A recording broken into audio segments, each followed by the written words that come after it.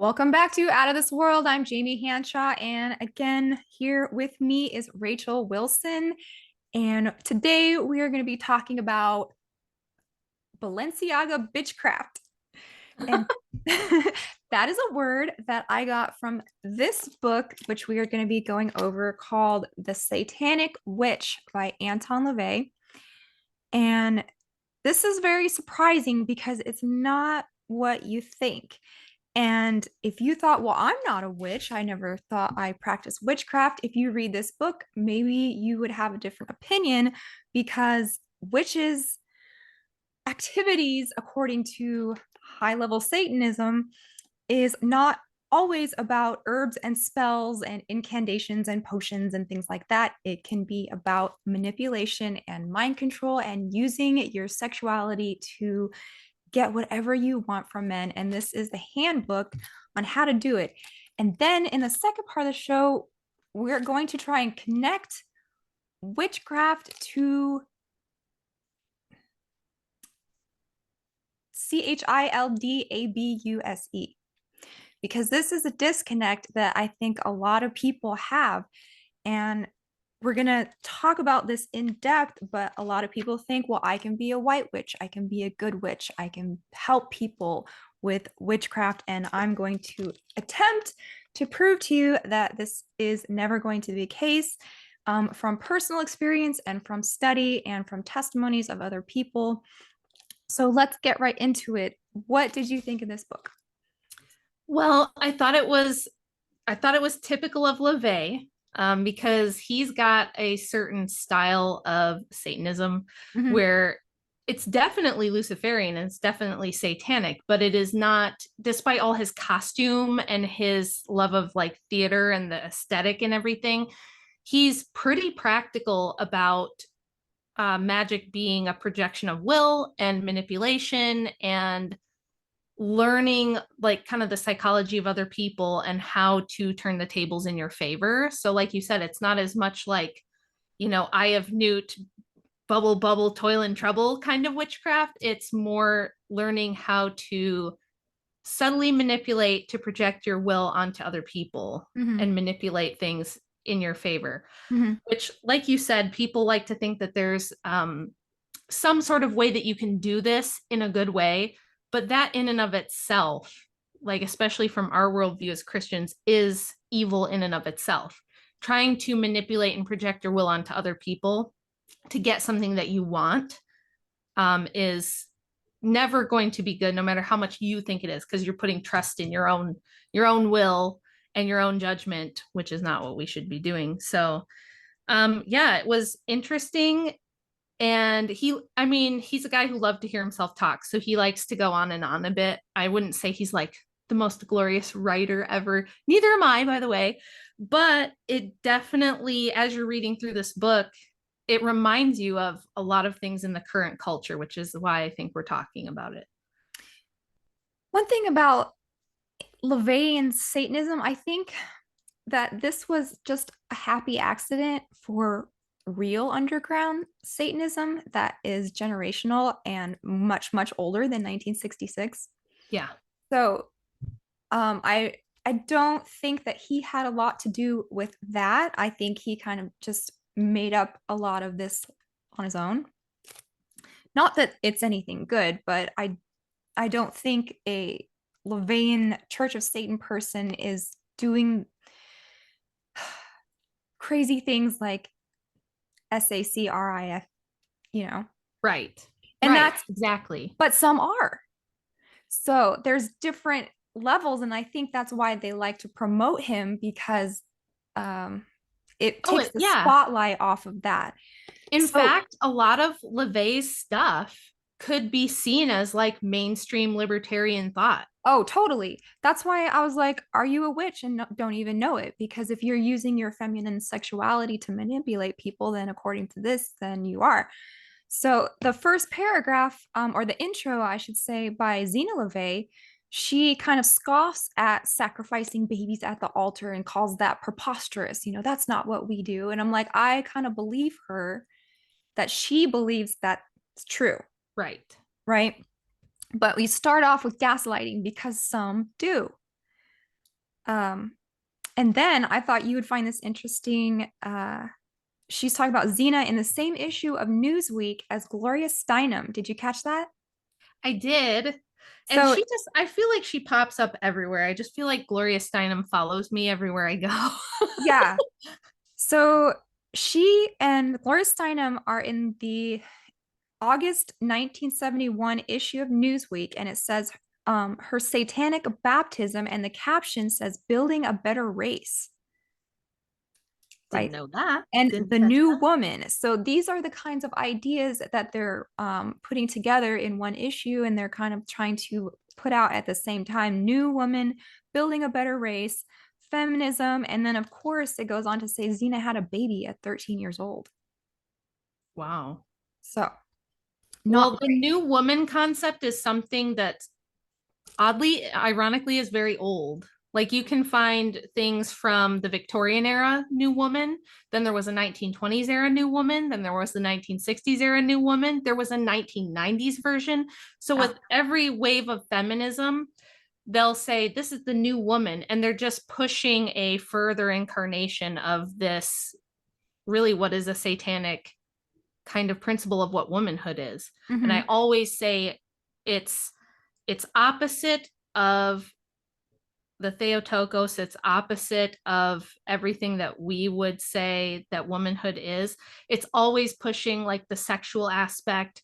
It's always pushing control through sex and things like that. And it's just like every incarnation gets a little bit more extreme and they just push it a little bit harder. Mm-hmm. So now we're to the point where you've covered numerous Super Bowls and there's always some female singer performing at the Super Bowl halftime and Mm-hmm. doing some kind of mass ritual.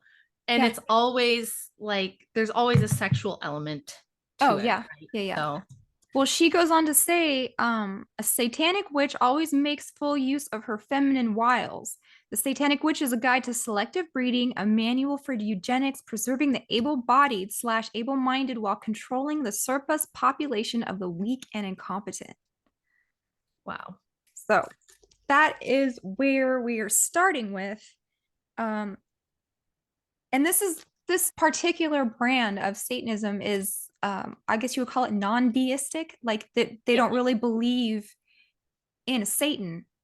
right. You're just worshiping yourself, and that's the satanic attitude, right? Yeah.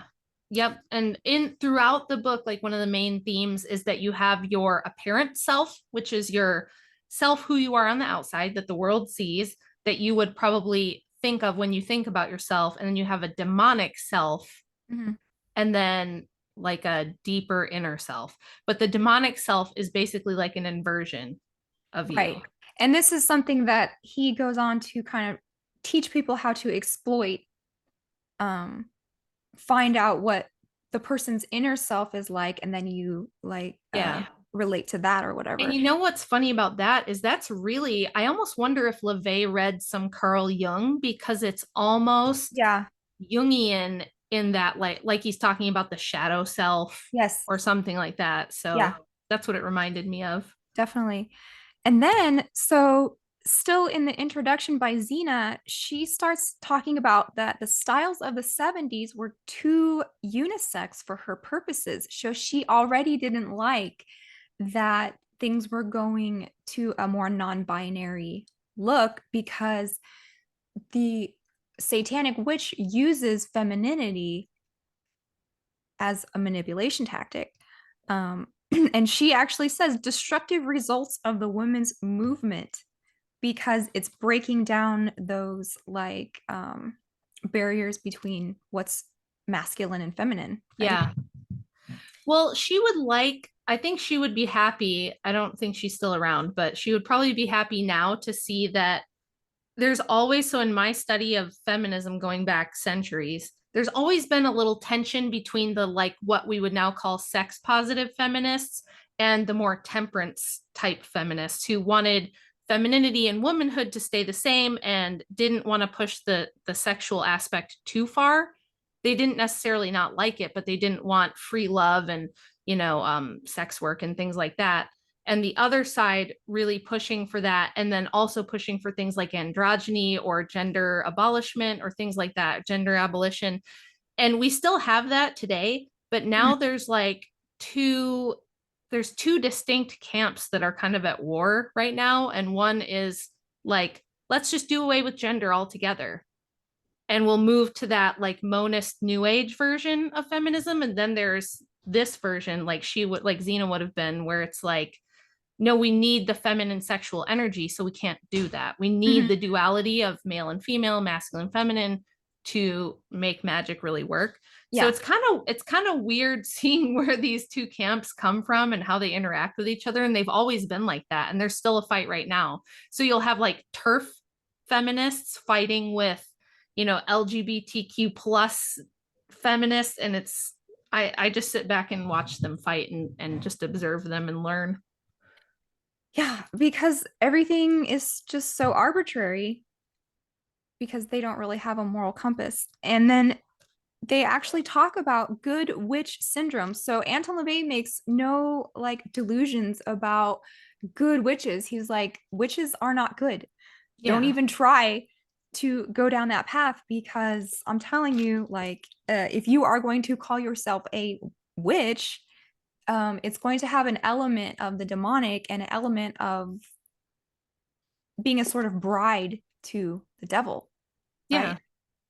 Which he, from his perspective, didn't really think was a bad thing. He thought Right. that's the natural thing. Yeah. He But he just, would say, don't con yourself into thinking you're like moral or something mhm. by being a witch. You're not a white witch. You're not Glenda the Good Witch, because to engage in witchcraft at all is to project your will, is to manipulate. But he just thinks that I was listening to an interview with him too, where he reminded me of kind of like the Sabbatai Zevi cults and stuff from like the 1700s, where they thought, and this heresy has popped up throughout the ages, where people get this idea that you can free yourself from vice by completely indulging in it, Mhm. like doing the worst possible vices and most immoral things is actually how you free yourself. Because he would say sometimes the only way you really free yourself from carnal desires is to like really indulge them, and that he thought that was the way to be more moral. That makes me think of parents who like catch their kids smoking and they like make them smoke the whole box just so they get sick and throw up. It doesn't work. So, No. like, Yeah, that's basically what it is like. Or yeah, when parents like find out that their kid was out drinking and the kid's like all hungover the next day and they're like, that'll learn ya. And it yeah. never does. So he says that emphasis is placed on the occult manipulation of men, particularly in this book because it's for women. And Mhm. so he starts talking about for every man, there lurks an ideal pattern of a woman. So every man has this, like, shape, size, personality, attributes. And if you can mold yourself into that person, then you can get that man to do whatever you want, right? Yeah. Yeah. In fact, he puts a ton of emphasis in those first couple chapters on acting, Mm-hmm. which I've heard you talk about before, where you're like actresses, actors acting, it can very easily turn into this kind of thing, this kind of manipulation where you're always playing a role. And he literally tells the person, if you want to be a really good witch, you've got to figure out like each woman's going to have a type she can naturally play the role of better. Like if you're a very sweet looking, innocent looking girl with a soft voice, don't try to be like a vampire type of a witch, because it's nothing's worse than an inauthentic witch, right? You have to be believable. Mm-hmm. So he's kind of like giving the advice to figure out kind of what your type is. And he gives this whole system he has for personality typing, which I thought was super interesting, because most of the personality typing that people are familiar with, like Myers-Briggs and a bunch of the different ones you can take tests, a lot Mm-hmm. of those were CIA developed in conjunction with MK Ultra for Mm. the purposes of trying to figure out who is most suggestible and what types of hypnosis or mind control worked best on different personality types. So the fact that he kind of developed his own personal typing for people based on a clock. So he would say, like, Yeah. yes, the clock, that there's like the masculine up there at the 12 and the feminine down there at the 6. And then there's over at the 3 is more like intelligent, rational types. And then over there at the 9 is the more sociable, types, and that Mhm. everyone falls kind of somewhere on that, and that Mhm. based on this system that he has, you can identify your target, and he calls them your target or your victim. Mhm. So that he doesn't really make any bones. He's like, once you figure out who your victim is, this is how you can best go about influencing that person. Mhm. So I thought that was super interesting that he's using a whole personality typing, when I know kind of the origins of that come out of MK Ultra and different psychology and stuff like that. Yeah. So he actually says, like, if you're ugly, lean into that and be an ugly witch. Or Yeah. if, like you said, if you have pale skin and dark hair, then lean into the vampire aesthetic or whatever. If you're blonde and with big chest, then you're the bombshell type. Yeah. You can use those attributes for witchcraft. So he starts talking about back in the day, witches were persecuted for being too sexy. This is what he thinks, that people got in trouble just because they were a little too attractive, and that's why they were persecuted. And then he talks about the archetype of the old hag witch must be updated to the opposite. And I am seeing this so much now, Yes. especially with like Hocus Pocus 2. That's a perfect example. Back in the 90s, witches were witchy hags who cast spells and were mean and ate children, and Yeah, and had a big nose with a wart on it, and it was yeah, gross. and were something to be defeated using friendship and virtue and good and stuff like that. But Hocus Pocus 2, they came back, and what was happening? They were being worshipped. They were being idolized, they were being emulated, and they were a legend now of something that we should be copying. Yep. Uh, so he said the flattering movie and TV image of the witch should be utilized whenever possible. I'm thinking Sabrina, Yeah. two Sabrinas, different shows, right? What else? Yeah, Um, he specifically Charmed. mentions Bewitched, I think. He doesn't Yes. say the name, but he says like before a certain TV show came along. So I think he's referencing that, which actually, fun fact, I have a family member who was named after Samantha the witch. Oh, really? Yeah. I've known people who were like, that was my mom's favorite show, and she got cues from that, and she picked up personality traits and quirks because she liked that witch character. Mm-hmm. I'm thinking of Charmed, The Yeah. Craft, like it's just basically since the 60s, they have been trying to invert the image of the witch. What's that movie with Nicole Kidman and Sandra Bullock? Practical Magic. Yes. So beautiful witches who live in beautiful homes and have like a whole apothecary of herbs and remedies and natural healing potions. And it's just like, this is not what it is. So he actually goes on to talk about white witchcraft. He says it was first used by William Seabrook in 1940 book Witchcraft, Its Power in the World Today. And then something about cannibalism I have a note about, but I forgot what that was. Did you catch that part? No. I think it was in a footnote. So just even the concept of white witchcraft hasn't even been since the 1940s because they were trying to overturn the laws which made witchcraft illegal in the UK. Yes. Yep. So they wanted to put Gerald a spin on it. Gardner and the Wiccans were like really instrumental in that. Mhm. And then here in America, same thing with a Czechoslovakian witch. I mentioned her in my book. Gosh, what's her name? It starts with like a Z sound. She in California in the 70s, she was the first one to get the laws against witchcraft overturned based on the constitutional right to freedom of religion. Mhm.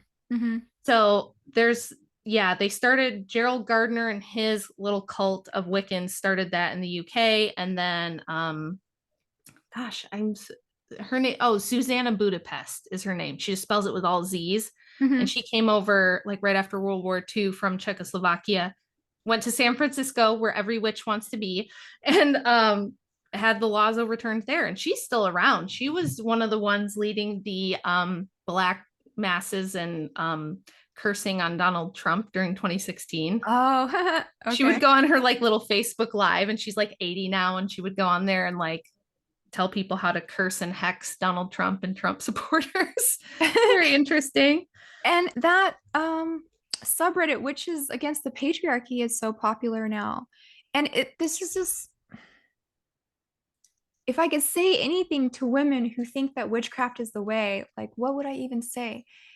I've been down that path, not completely, because I always knew that the end of it had something to do with torture and mind control and abuse and just like the most horrific things you could think of. So I always had like the grain of salt to take when I was exploring, magic or Wicca or witchcraft or whatever. And yeah, we'll get into that in a second because like, I've been down that road. I've never cast a spell, but I've been far enough to be like, there's monsters down that alley. Don't go down there. Please, I'm Yeah. begging you. I'm not judging you. I'm saying, like, if you go that way, you're gonna get hurt. Yeah. Um, I haven't personally done that, but I know someone very close to me who has, and you can physically see the transformation in her. If you look at a picture of her when she was younger before she got into that, and now that she's a little bit older and has been doing that stuff for a while, mhm, looks like a different human being. And mm, it has not turned out well for her at all. mhm. And of course, in the beginning, it's you. I think the reason it's appealing to women is because if for whatever reason, it could be anything. It could be like how you were brought up. You just came out of an abusive relationship. You've never been popular. Maybe boys never paid attention to you. And this is some kind of way that you feel like you can have some power and some control Oh in your yeah, life. I think that's a big part of the appeal. Um, it makes women think that they can get that this way, that they can't get that through a virtuous path, that they're always going to be a victim, that they'll be weak if they're good. And that if yes, they start doing witchcraft, they're going to be powerful and have some control and some protection and things like that. In fact, the very popular Stranger Things soundtrack that what's the song running up that hill? What's her Kate Kate Bush. Bush. Yeah. She has a song called Lily that's about that. It's about witchcraft and it actually opens with a lesser banishing ritual. Hmm. And in the song, she's appealing to an older witch who's like her mentor, who's saying, I'm going to teach you how to protect yourself. I'm going to teach you, because she's telling the witch she's afraid. She feels like she's under attack. And she's like, I'm going to show you how to protect yourself. So I think if women feel vulnerable and like they don't have power, witchcraft is extremely attractive because it makes them feel like they have a weapon. And this book talks about witchcraft that way a lot. Like you can Yeah. use your he goes through all the different senses and different body parts and says like your eyes are one of your best weapons, things like that. And I Hmm. can see how somebody who feels disempowered reading something like this and thinking, yeah, this is what I need. This is what I have to do to protect myself or to make sure that I'm never victimized again, or that finally I get the recognition I deserve, or something like that. I Hmm. think that's where a lot of the appeal comes from. Oh, definitely. And I even have a whole section like when we're done with talking about this book, like why be a witch? So we can get back to that in a second. Yeah. So let's see. Oh, okay. Here's a quote. In order to be a successful witch, one does have to make a pact with the devil, at least symbolically. She must Yes. worship the Luciferian element of pride within her. Yes. I So, have that one here too highlighted. what did you think of that quote? um, I think like you said, when he says at least symbolically, he may not necessarily believe that there is a deity. It depends, because he has like a carnival background, so he could Hmm. be very sneaky and slippery. And in one interview he'd make it sound like he really did believe in Satan as a god, and then in another one he would say he didn't. Hmm. But so I think it doesn't ultimately matter, um because he definitely believes that we each have like an element of the demonic or demonic potential within us, and he's saying, look, you need to embrace that and make a pact with the demonic for yourself to be Hmm. able to do this. And I think that that's true, whether you even would think you're doing that on purpose or not. If you are trying to take power and control into your own hands and project your will onto other people, that's what you're doing. Hmm. Whether you think you're making a pact with the devil or not, but I mean, it doesn't sound like he's against it. Right. No. He says all witches are considered agents of the devil. A girl who becomes a white witch is kidding herself or has much to learn. Mm-hmm. Right. He says looks mean everything. And this is just so apropos. Like, this is why I read things by Anton LaVey, because he knew the dark side of people. Yeah. Like, he was a crime scene photographer. Like you said, he worked in the carnival, he worked at like as a Yeah. lion tamer. So he saw all different types of people, and he had this worldview that everybody is just like a two-face, weak con have set in them. They're either like the target or the con man, Yeah. right? And They're he the kind of felt like if you get conned, if you are the target, if you let yourself be enchanted or bewitched or charmed, like you deserve it Mhm, and you want it. Like deep mhm. down, you want that. Yeah. Um, yeah.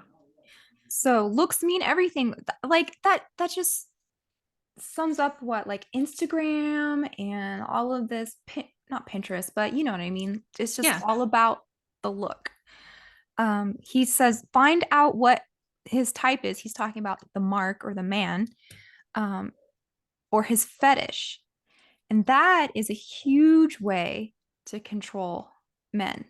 If he Yes. likes feet, then you're going to stick your feet in his face. If he likes whatever, like little girls, you're going to put on a pink dress and have pigtails, Mm-hmm. you know?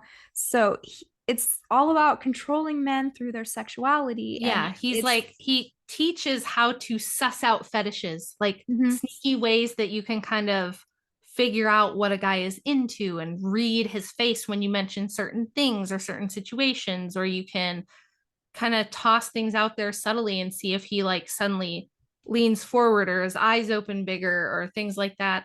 And he kind of says every man has something. mhm, There's every guy has something they're into, and if you can figure out what it is, then even if he's happily married to a woman much prettier than you, you've got a really good shot at pulling him away, which I have seen happen. Have you ever seen that where it's like there's a married couple and the guy cheats and the person he cheats with is like far less attractive than the wife, and everybody's like, what? That doesn't mhm, even make any sense. It's usually something to do with that. Like, oh, she'll do things that my wife won't, mhm. type of stuff. I think in that case, it's like two people's demons getting together, Yeah, exactly. being attracted to each other. Because it's not about beauty when you're No, cheating, it's about like validation and easy access. And like you said, being the person that he believes that his wife is not going to be to him. right. So yeah, he talks about, well, I call it sparkling eyes technique, but you were talking about enchanting, Yeah, eye contact, yeah, tricks. And this would be a perfect book for like a espionage lady yeah. to I get thought people about in. that too. I thought about that as I was reading it, that I bet a lot of these tips and tricks, because if you watch a lot of the Bond movies and things like that, you'll see them actually do some of these things, some of the sleight of hand type of things that they'll do to like distract the guy while they like slip something in his drink, or like seduce the guy, and while he's like totally under her spell, they can get something out of him that they need to get out of him or something like that. That is what it made me think of, is like And this was like, it makes it it's so trickery. important for guys to have like sexual discipline and to have a little bit of discernment, because I promise you, no stripper has a crush on you. Like, Oh, no totally. dancer, no sexy, beautiful woman is going to come up and come on to you for no good reason. Well, and So, we see this now on a level we've never seen it before with female streamers who it used to be cam girls. Now you don't even have to be a cam girl. Twitch is a streaming platform that has hundreds of girls that make a living. It's a whole thing. They get big boobs, big fake boobs, and they sit in a hot tub and their boobs just float, and they'll like do ASMR, or they'll just like make random noises into their microphone, or they literally just sit there and don't say Yeah. anything. And Yeah. men will just send them money, send them money. There's a streamer named Amaranth who's the most popular one on Twitch. She was just all over the news because some random guy sent her a box with $70,000 of cash. She didn't even think it was real at first, but she checked, had it looked into at the bank, and they said this is real money. Um, and a brand new iPhone and a security detail in case she needed it, because she had alleged that she had been abused in another high profile thing a couple months ago. Mhm. So, like, men, now there's a parasocial relationship. Now it doesn't even have to be a face to face thing. Like, the level of witchcraft now is so much bigger because you can just do it through a camera. If you've got a $200 laptop with a webcam, you can do this and you can have this kind of influence. We see these girls that have, men, we call them simps, right? Mhm. Sending them, like, they'll get a life savings, a life inheritance willed to them. Their dad passes away or something. They'll give the whole thing to their favorite hot tub streamer or their favorite cosplay girl. And I think cosplay is another thing that is very much in line with this, because it's like the become a character, Yeah. become his type. And His fetish. a lot of guys have different, like, fantasy, like superhero girl or little anime girl, or there's some really darker stuff that we don't even need to mention out there that people do as far as cosplay. But I think that's another variety of this, to dress up like a character, to play a character. Like Belle Delphine is another one. She can sell bathwater, a little thing of her supposed bathwater for 100 grand, Mhm. because some guy out there believes she's like she looks like she's 12 and she looks like a magical elf princess or something. And then now she, of course, does PORN on top of everything, but she didn't start out that way. She Mhm. started out just doing cosplay stuff. So I think that now with the internet, like, it's almost like him putting this book out there. Like, all the streamers just read it and studied it and went, oh, okay, this is what we do. Mhm. Um, well, you mentioned like non-contact and parasocial relationships. He does have this interesting insight about how dancing has changed over the years, because we it used to be a more of a formal thing where you actually had contact with somebody, but like in a non-sexual way. Yeah. Just like, but it is intimate. Yeah. But so now people dance at each other Yes. instead of with each other. So they like jiggle and move and do like, mating dances, but you're just on your own doing your own moves and jiggling it Right. and see if anybody responds to that. Whereas before it had a lot more like stylized, the steps and the music and the decorum, and this is a beautiful like art form. Yeah. And it was like you had to invite, the guy would ask for the dance Right. and the lady would have to accept and things Right. like that. Yeah, now everybody just twerks on each other. We're to Right. that point. Like in the 60s, it was Elvis was scandalous. Now we're just twerking on each other, I guess. I Yeah. mean, I'm not, but people are out there for some reason I can't understand. I'm just a really uptight, old fashioned mom who doesn't understand twerking. Sorry, guys. I don't get it. Well, he talks about mirroring behaviors. So if you Yes. crack open any like influencing people book, like How to Win Friends and Influence People or 48 Laws of Power or anything like book like that, they're going to tell you about mirroring people. If they're sitting with their legs crossed, then you sit with your legs crossed. If you go like this, then, just do what they're doing, and they're going to be subconsciously more attracted to you, and they're not going to know why.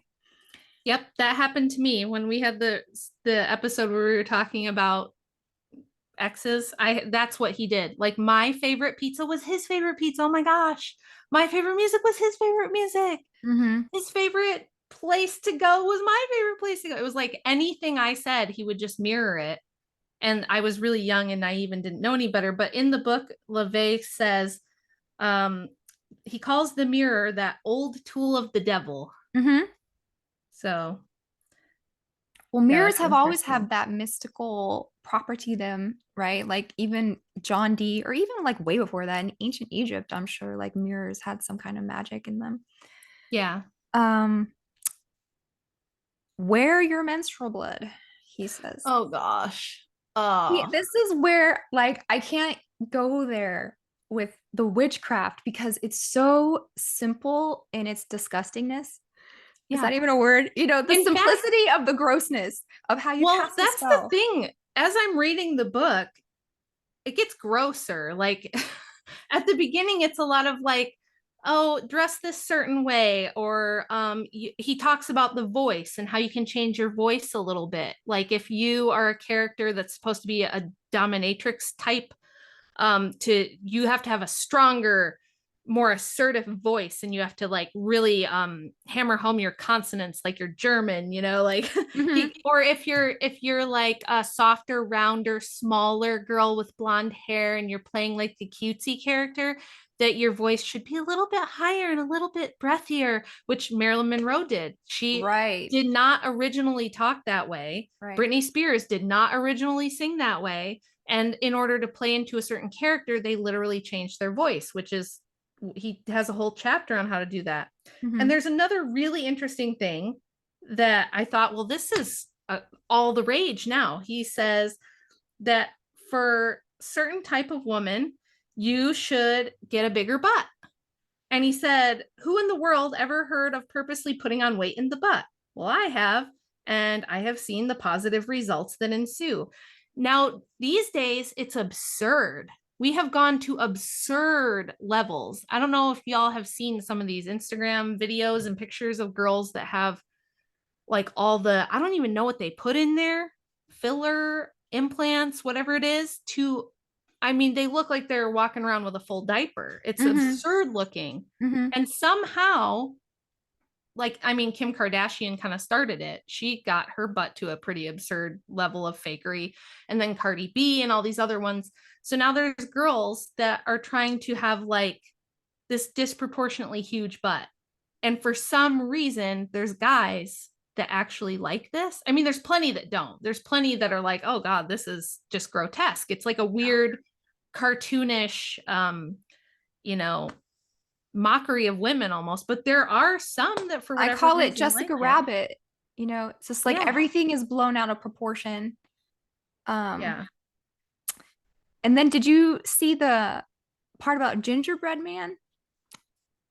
How to make gingerbread men where that came from was kind of a spell cookie.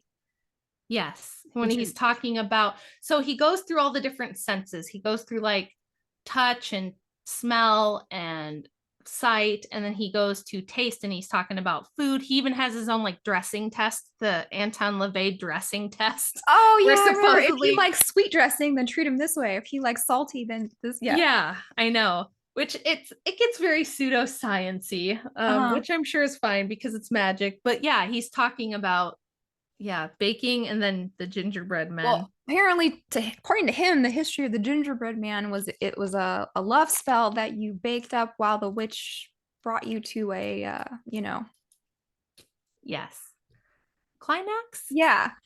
And then Yeah. it baked Um, the cookie while you were doing that, and then you give it to the guy, and it was all good. So he says, if you have good looks and want to be a witch, you must exploit your beauty at every opportunity. A witch can never get too much attention. Your first duty as a witch is to your appearance.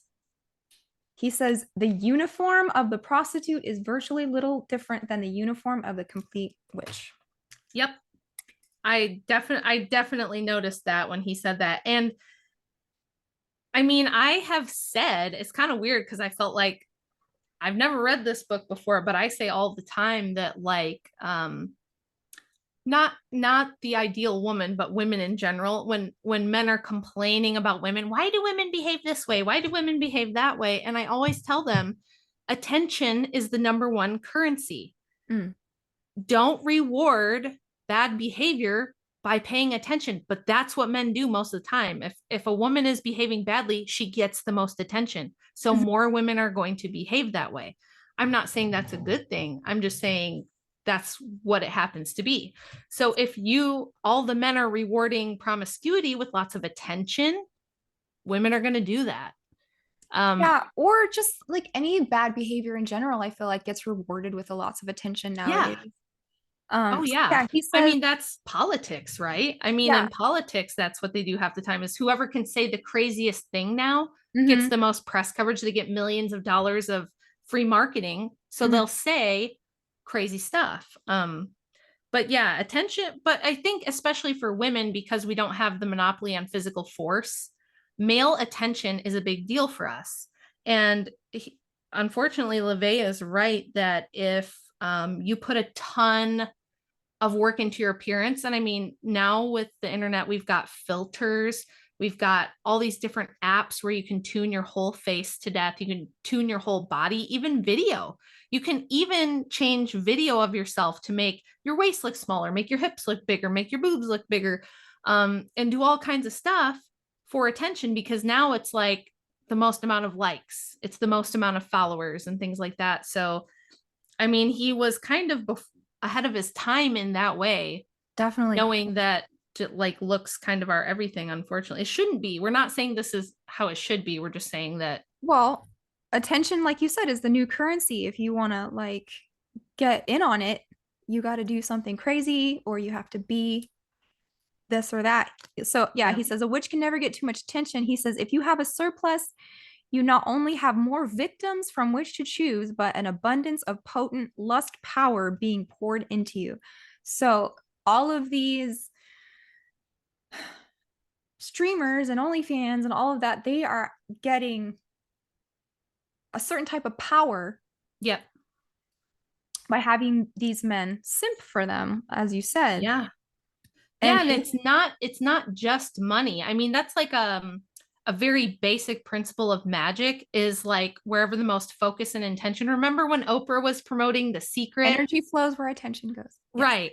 So it is a new age, like Yeah. witchcraft type of teaching that your focus, your energy, your intention, your attention, wherever there that is concentrated, is going to have a lot of power. And Mm-hmm. it might manifest in money. It might in these days it tends to be like influence. So even more, that's why they call them influencers, right? Mm-hmm. The most popular people on the internet are called influencers because all they have to do is like mention a product or something and it'll start a whole company. They if they just name another person or mention another person in their video, that person can be instantly famous. So it's really we used to say everything was about money, and I don't think it was ever totally about money, but certainly these days it's not just about money. It's really more about influence. That's where the most power comes from, I think. Mm-hmm. And Yeah, that's what magic and witchcraft is about, right? right. It's funny because I have very few like attention seeking behaviors other than maybe like I like nice clothes. But other than that, I'm like, I'm not a ham. Like You're Jay is, not. he, You're not. he's a natural, right, on stage, but I'm not. But then I get my feelings for when no one watches my show or like no one knows who I am. But I haven't made an Instagram. I haven't tweeted. I haven't Facebooked because I just don't want to. Like, so I don't know. I need to get myself out there more I um, know. Like in the right way. that part of this, what you and I are trying to do and what we're trying to do, like we're trying to do good things, but we do need eyeballs on us to do those good things. We need people to Hmm. hear the stuff that we say. And it's a very double-edged sword. Like I think I'm more that way for sure than you are, at least as like I'm like, listen to me talk. You know what I mean? And I think both our husbands are super comfortable, like just being in the spotlight and all that Yeah. stuff. I always say I'd be perfectly happy to let Andy be the famous one. And I could just like, if I could have written my book, like a ghost book and things like that, I would have, but you Hmm. really can't because you have to go out and promote it. You have to have a way to market it and Exactly. you have to somewhat have a brand and let people see who you are and you have to like be able to give your message to people if you want them to read your book or watch your videos and things like that. But yeah, I think that's so interesting about you though, just to get personal for a quick second, that you're very quiet. Like even when you do like a show with Jay, he's so loud and you're always like, I always have to turn up my volume when you start talking because you're a little bit quiet. Yeah. And you're not like a big like look at me type of person. So, but I love that about you. I think like when I met you, I thought, "Oh, that's so endearing." Like she's really in person just the same like sweet and quiet and like not trying to get attention, which is kind of nice, I think. But But I want to get the stuff out there because I feel like people are in danger and I have yes, something that will help you. So yeah. that's the only reason. Like I want to be, a hobbit on the battlefield at least. That's what you That's all I are. could do. You're a Um, little hobbit on the battlefield. It's so yeah. true. So But I I want to mean, do my part.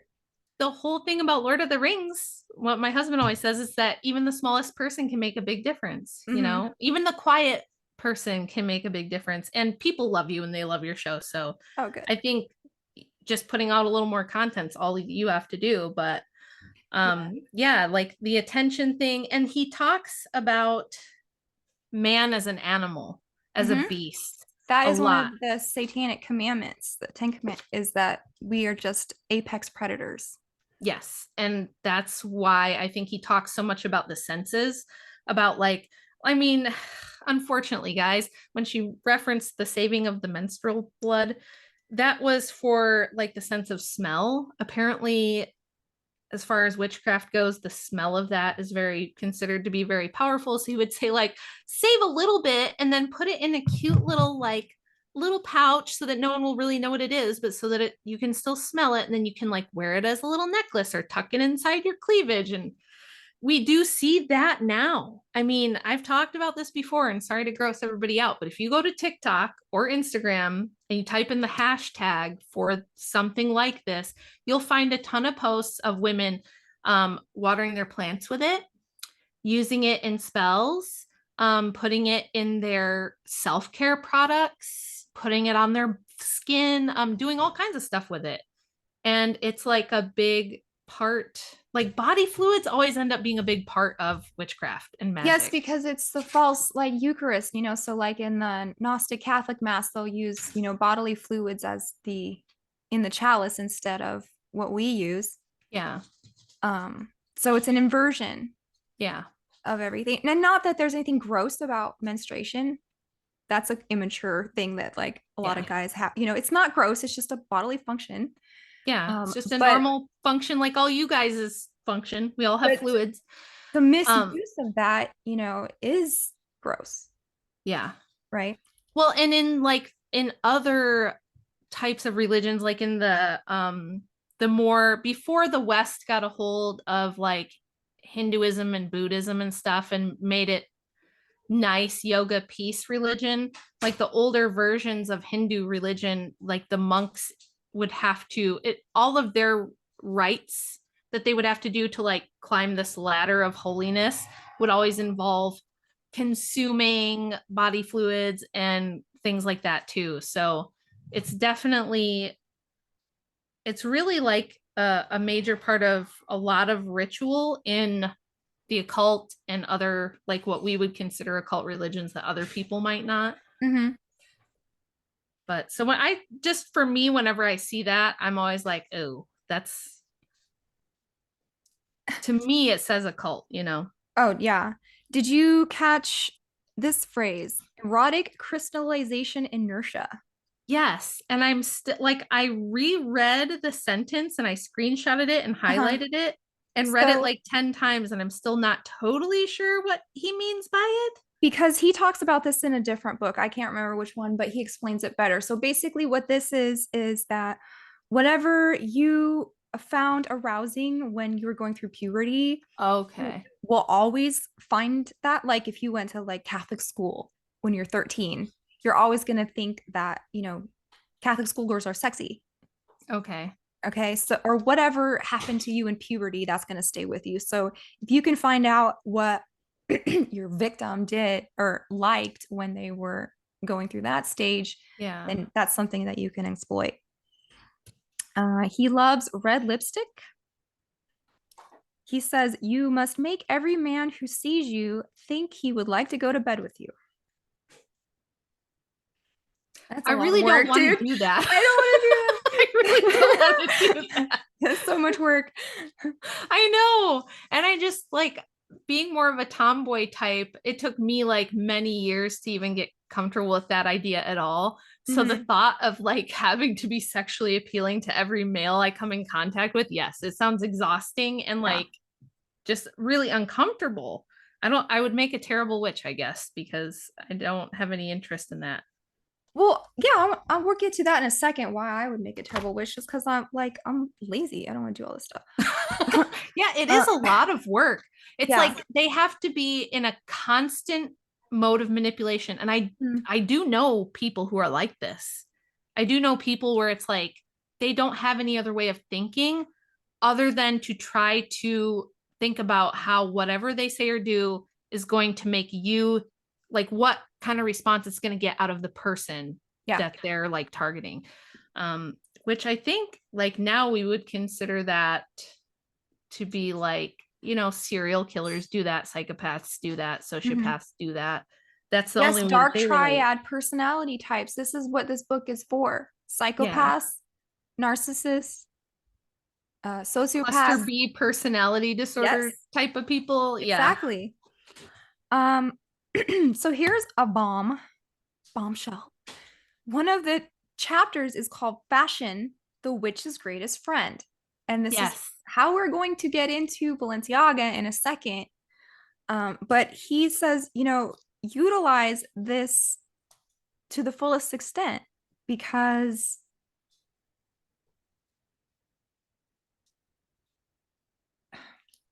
I don't know. Yeah, he talks about how so this is interesting right in the beginning of this chapter you're talking about. I have it pulled up here.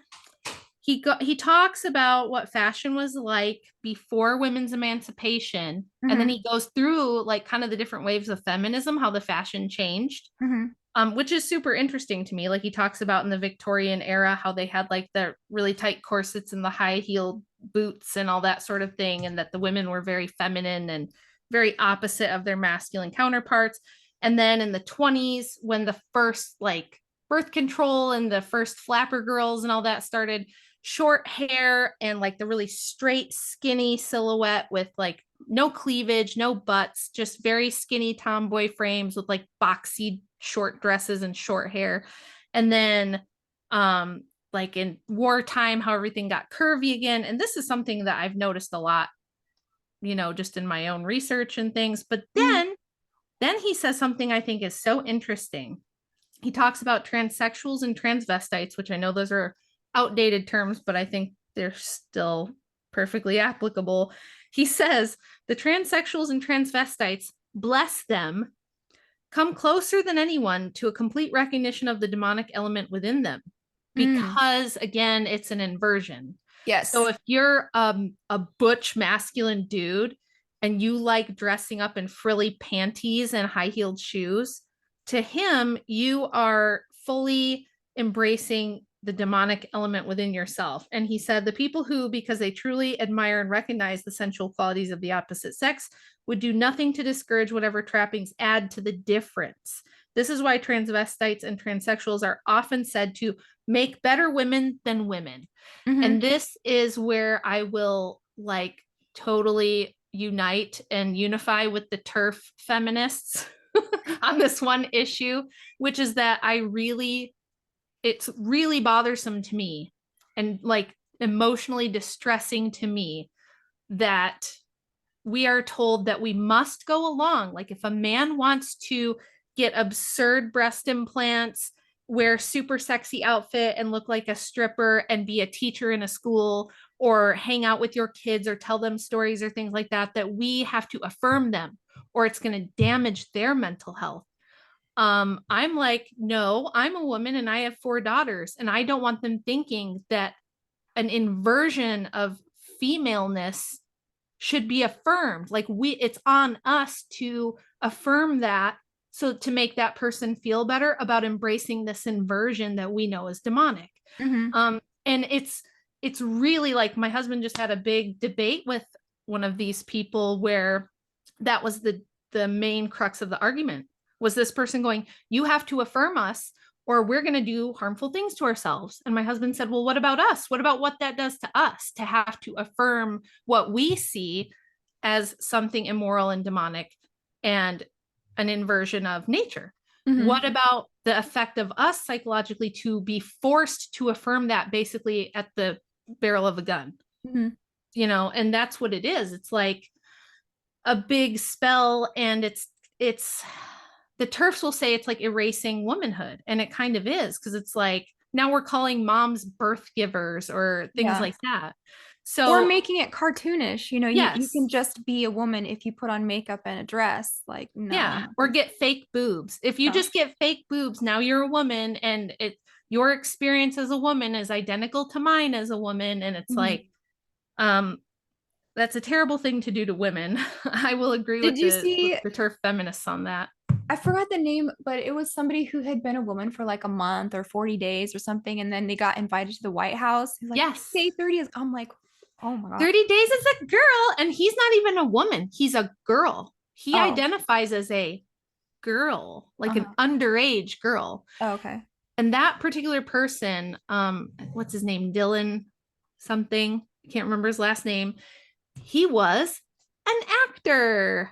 Oh, And now suddenly he's going shock. to the White House to push this agenda. Yeah. Isn't that interesting? So, yeah, he used to have headshots of himself as a man just like a year ago, Uh-huh. trying to get acting gigs and couldn't get acting gigs. See, And and that's not even fair to the actual transgender people. yeah, the People people with actual jumping, dysphoria or whatever. yeah, jumping on the Yeah, bandwagon for attention or because they'll think it will further them in some way. So they're just being used. They're just, I don't know. It's also crazy. it is. But I just thought Uh, that was interesting that we're talking about in the 60s, and he is saying that, you know, transvestites and transsexuals are often said to make better women than women. mhm. And he says it's because they're embracing this like self-realization, this demonic. And then a couple paragraphs later, this is a really Oh, big tell, I they're think. acting out their opposite and thus being sort of like Baphomet in a way. Yeah, Like exactly. the alchemical Yep. thing. That's exactly what it is. Yeah. It's a spell, Yeah. basically. And he says in the last paragraph of that little short chapter, woman hating men and man hating women comprise the largest part of the fashion industry.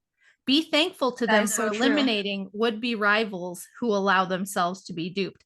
So I have said this for a long time too. Who decides what fashion is on women?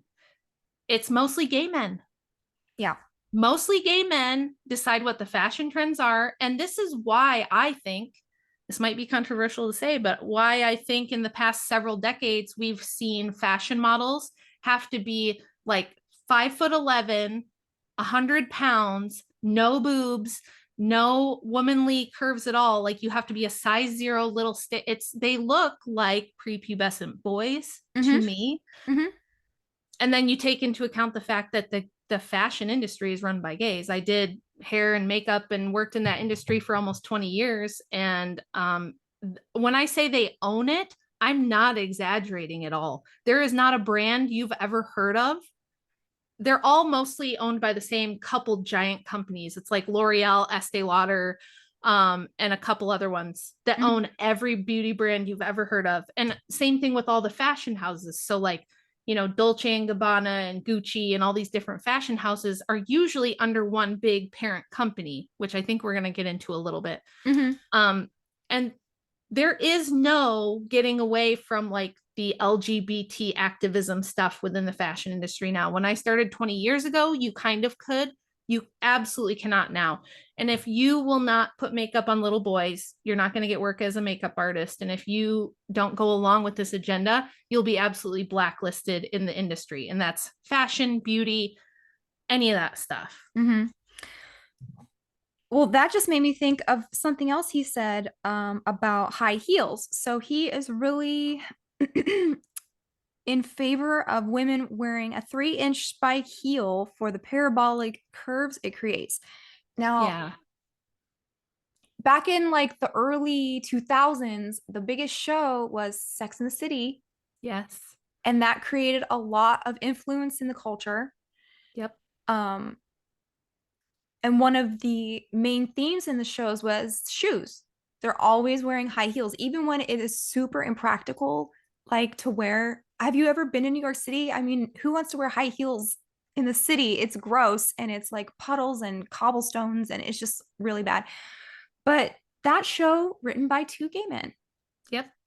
And And it's wasn't that show part of what really popularized Louboutins, the yes, Christian Louboutin heels with the Manolo red? Blahnik and all of those designer Yes. heels. And then I started thinking about the four characters are just four archetypes Yes. of women, Exactly. right? Like they're not, each of them are not a complete woman. No. They're pieces of a caricature, Yeah. right? So, Yeah, that show, like we could do a whole show on that show and the influence it had and the symbolism in it and like all that stuff. I yeah. didn't watch it a lot when it was on, but I have since just like for research purposes watched some of it. And now with hindsight, if you go back and watch it, it's like the Yeah. some of the things that you never realized came from that show that did. It's insane.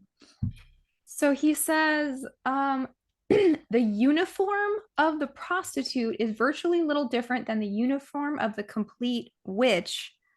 Some of the best witches are prostitutes.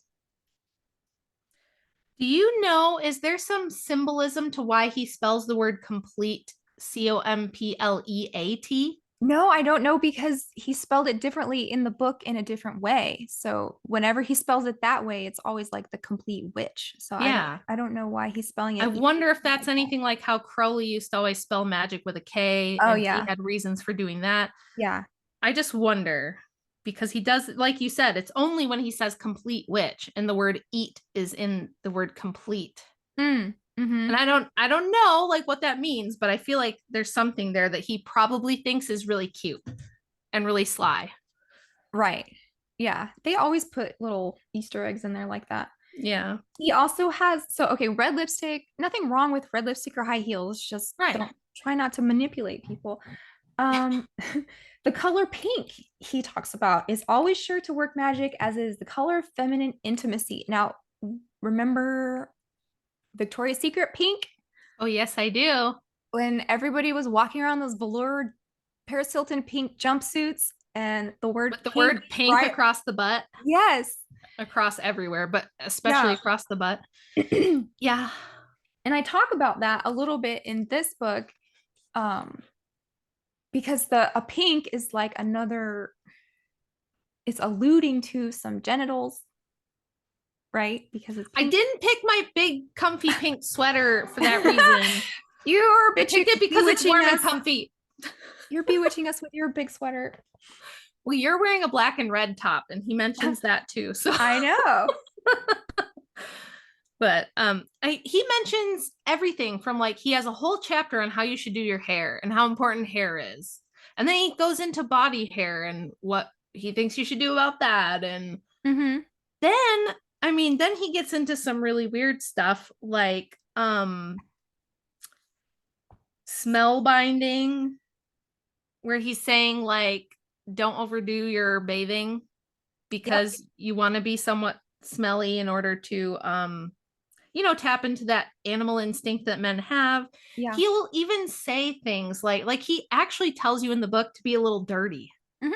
Like wear older undergarments, don't bathe too much.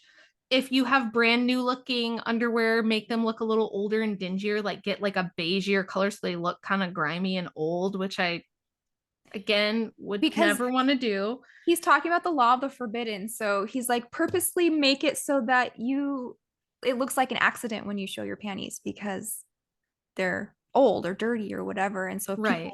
if a guy sees that, he's going to think that he saw something forbidden and it's That going to, he shouldn't. Yeah. yeah. And there's even a part where he says, like, wet yourself a little bit Mm-hmm. so that the guy won't know if you maybe had a little potty accident or if you're just really excited. Mm-hmm. It's, Um, it's so really there's good. some weird suggestions in there. Also, the other one I like in the chapter on touch, I should probably read the little beginning part because it's a little bit like more academic here. He quotes the Malleus Maleficarum, which Mm-hmm. you guys probably know is the hammer of the witch. And he says, and her hands are bands for binding, for when they place their hands on a creature to bewitch it, Then with the help of the devil, they perform their design.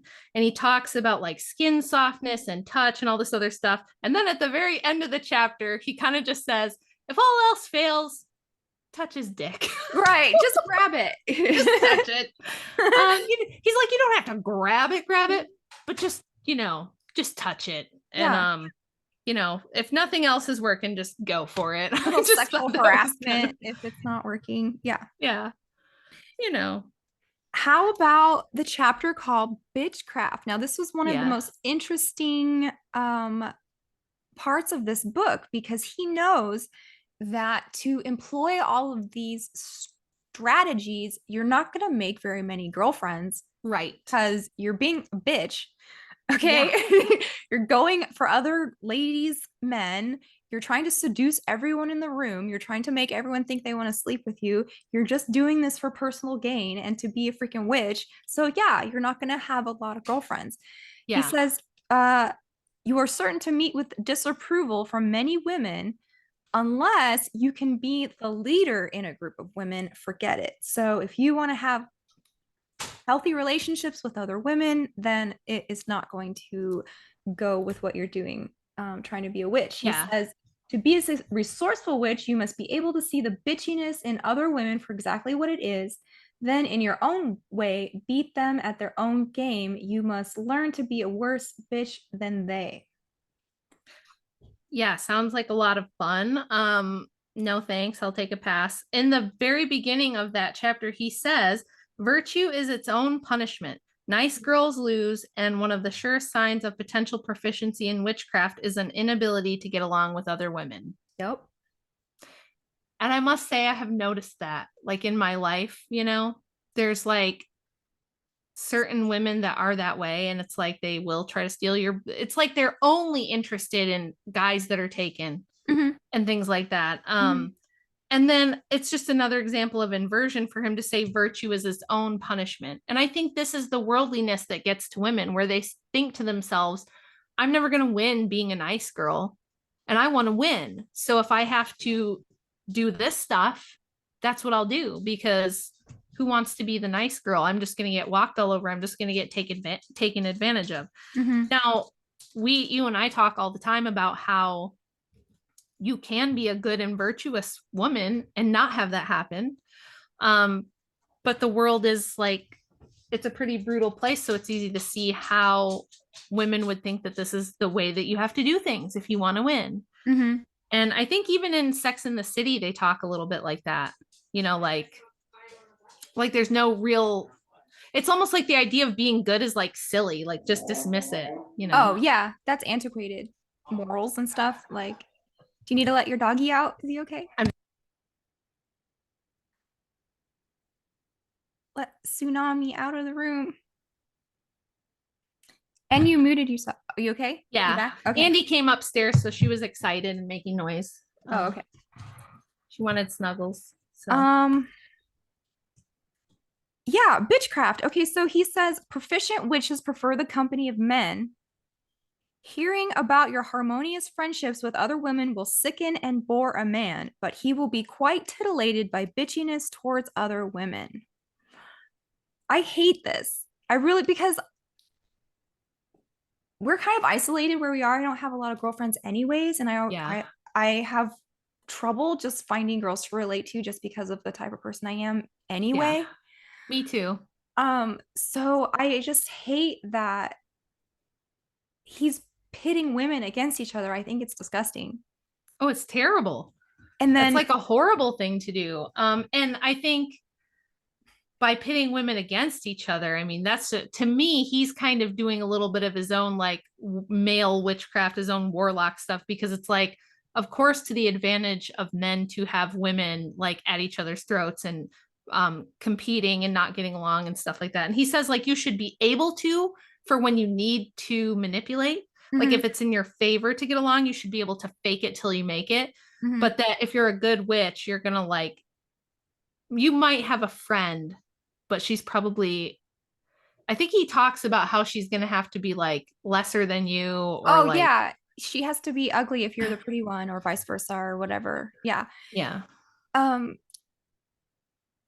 One of the things about Sex in the City that I find interesting, and one of the least believable things, is that like when I grew up, I would have four girlfriends that lived in the same town as me that I could like get together with, and like that's just never happened to me. Like I've never you know what I mean? Like that's the most fanciful thing about that show is four women getting along and being supporting each other.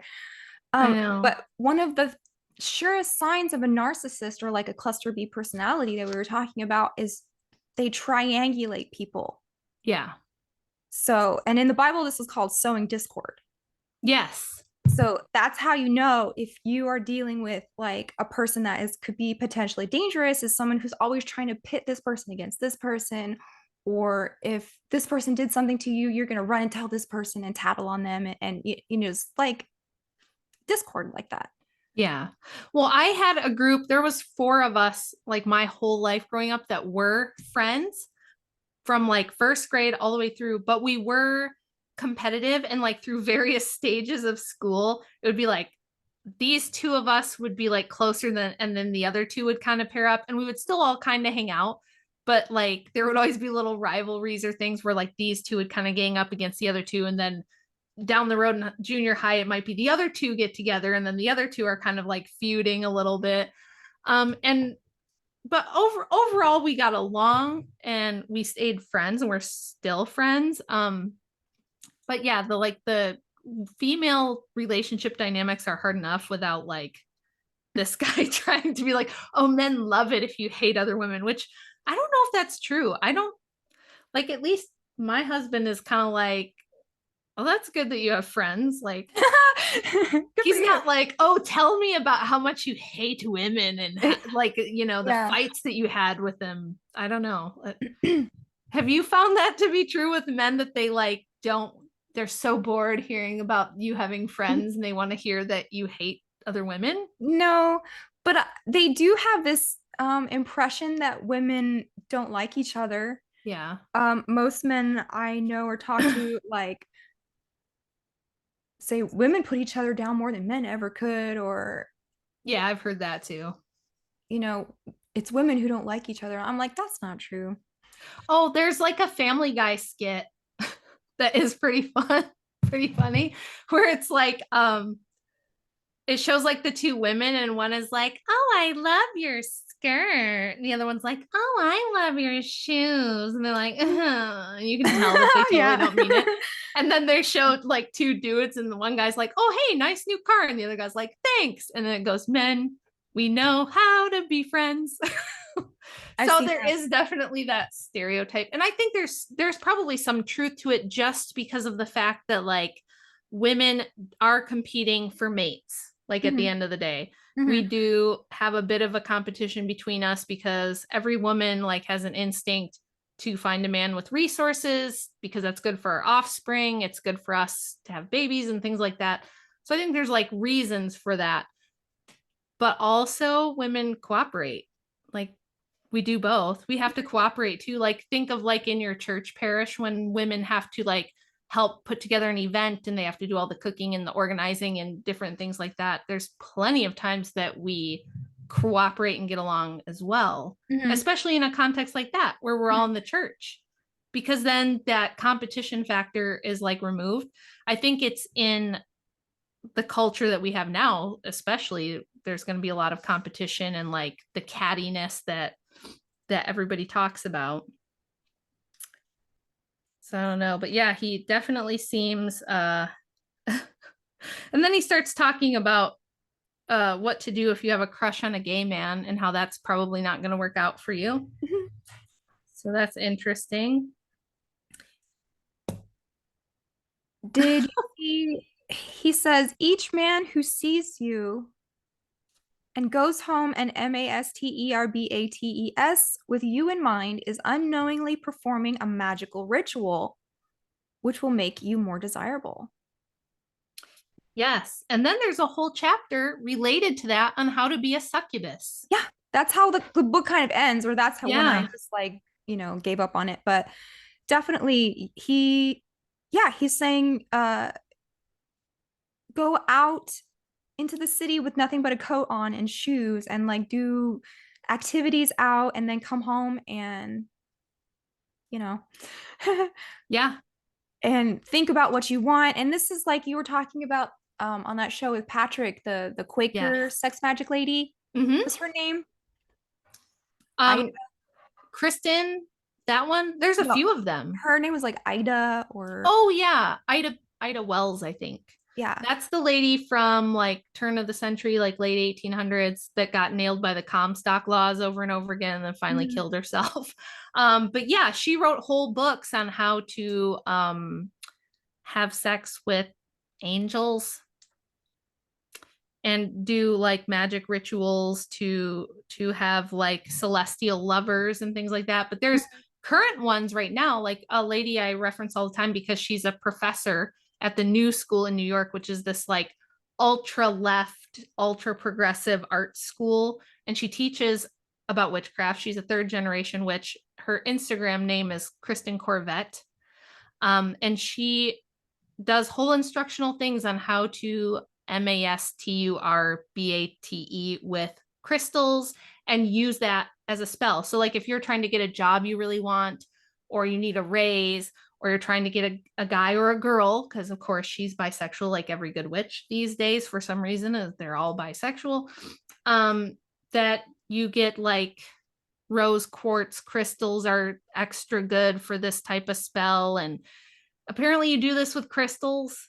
And I mean, all magic is sexual. Like the sex magic is supposed to be the most powerful stuff. And Mhm. so it's always this goal of reaching climax while you're focusing on a certain thing, and this enhances the energy and whatever. um so yeah, he talks about doing that and how to do that and how to basically rape a guy while he's sleeping. Yeah. Or especially if he's married, you have to Yeah. do this Yeah. And secretly. that like you have to, yeah, he goes into a whole thing of like he has to be asleep for like 4 hours, and then you have to do this and you have to do that. Which we're not trying to give people instructions or anything like that. But it's interesting because he says in the beginning of that chapter, they used to kill you for this sort of thing. That Yeah. clergy used to know about this, that priests were very well acquainted with succubi and knew what they were, and they even knew how to figure out which women were doing this sort of thing, and that they would sometimes come and get you Hmm. or otherwise punish you for doing that sort of thing. And that now it's pretty safe and pretty acceptable Hmm. because number one, people are, it's considered like superstitious to believe in that sort of thing, so most people don't even believe in it. And if they do, freedom of religion and whatever, so it's like we're not going to do anything about it. So he's like, luckily these days it's perfectly safe to be a succubus and astrally rape men while they sleep, Yeah. which is so bizarre. Especially married men or your boss. He's talking about do this to get power over them. And Yeah. it's like if you really read enough books about occult philosophy and you get the right ones and you know what they're talking about, they know what they're talking about, you learn that nobody is alone when they climax. Right. If you're alone without people, you're gonna have ghoulies attracted to that. You're gonna have spirits, you're gonna have demons. You are literally effing demons Basically, yeah. when you do that. Which I think is why in the Bible it is considered such a grave sin. I mean, the first guy who ever did it was smited, wasn't he? Mm-hmm. So you can either do it with a loving partner, spouse in that setting, or when you're alone, it's going to be with all of those gross spirits, Right. right? Right. I And don't I mean, in the book, he also talks about how to pick a demon or a familiar to be your like homie, Oh be yeah, your little bestie. yeah. So I'm sure he doesn't think that's even a bad thing. He probably thinks that's a great thing to do. Um, and again, like the whole philosophy of LaVeyan Satanism is just to embrace the vice, embrace the degeneracy, embrace the carnal sins, and be the beast that he believes that you are. So Mm-hmm. He says, what you as a witch accumulate in the way of lust power from others will in turn give you a greater magnetic power over others. And so it's just a like self reinforcing power, like you mentioned, Belle Delphine or whoever, like the biggest porn star is. It's just feeding a giant black hole that's getting bigger and bigger that will end in destruction, really. Um, yeah. So, did you have anything else about Anton LaVey and Satanic Witch before we move on this whole thing?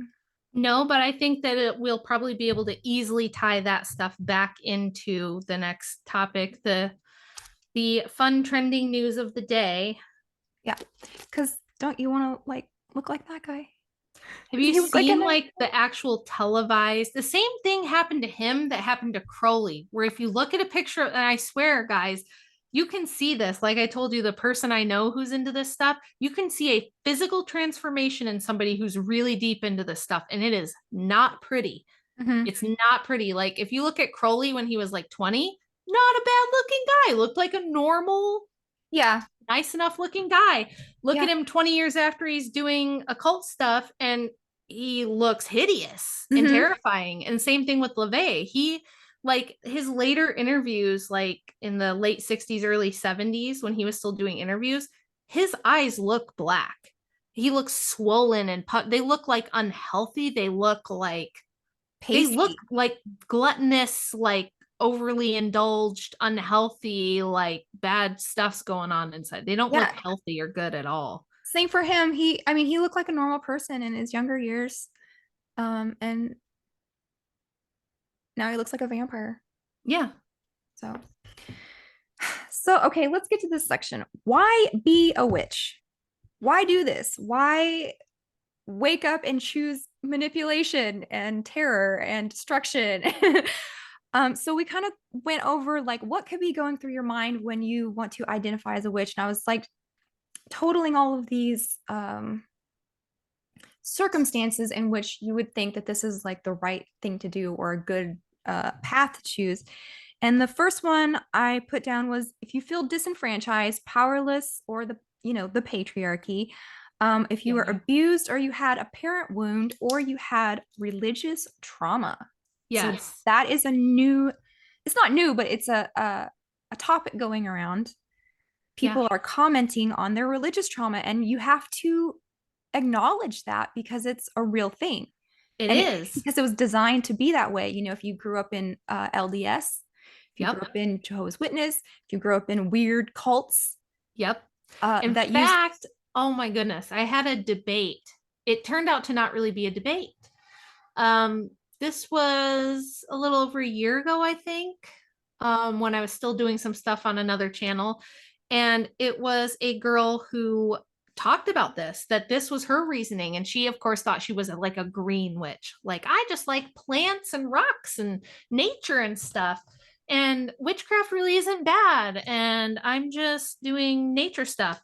And of course, as we got into it, she really didn't debate me at all. She really just ended up agreeing with everything I said. It turned into being more of a conversation of like me being a mom talking to like my older kids or something is what it turned out to be. Mm-hmm, And she talked about how she grew up in a very fundamentalist Baptist. You know how some of the fundamentalist Protestant traditions can be very culty and very awful. And like, I know people give me a hard time for going so hard at Protestantism, but I do that because it's my background. It's what I come out of. And I know some of the insanity that can come from that stuff. Sorry to be harsh. I love you, Protestants. I got nothing against you. Most of my family and friends are still Protestant. I was most of my life. So it's not like I just don't like you. It's just that I've seen what thinking that you can just read the Bible and that the Holy Spirit's going to tell you as a special person what it says, and then you go off and start your own church, it turns into this kind of stuff. So this girl came from like a fundamentalist Baptist background where it was the type of thing where the men get to do what they want to you, mm-hmm, like in any way that you can think of, and you don't get to say anything about it. And her way of dealing with it was to be like, I'm going to be a good witch, right? And then mm-hmm. I'm going to crush the patriarchy. And like, she was very anti abortion. she's a good person, I think, or like wants to be a good person, but she had been traumatized by this stuff. And that like drove her to think that witchcraft was like, well, whatever this is evil. Mm-hmm. So what's the opposite of that? I guess witchcraft is the opposite of that. So I'm going to go be a good witch. Mm-hmm. And I've seen and heard this story a lot from people where they do grow up in one of these, any of the ones that you just mentioned, and it drives them to think that this is how they protect themselves, because one of the teachings of witchcraft is that you can like harness certain forces to put a veil of protection over yourself. You can have archangels that come and form a ring of fire around you to protect yourself. And we know that those things aren't true, but if people, especially in the United States, where only like 1 to 2% of people have ever heard of orthodoxy, what else are they going to go to? Not Catholicism, because Mm-hmm. everybody knows what a lot of the scandals that have come out of that. Yeah. Not fundamentalist Christianity, not LDS, not, you know, you look to all these different sects and you see all the scandals that come out of it, the abuse scandals. Not to say that there's not someone somewhere that has had this in the Orthodox Church. There probably is. There's evil everywhere.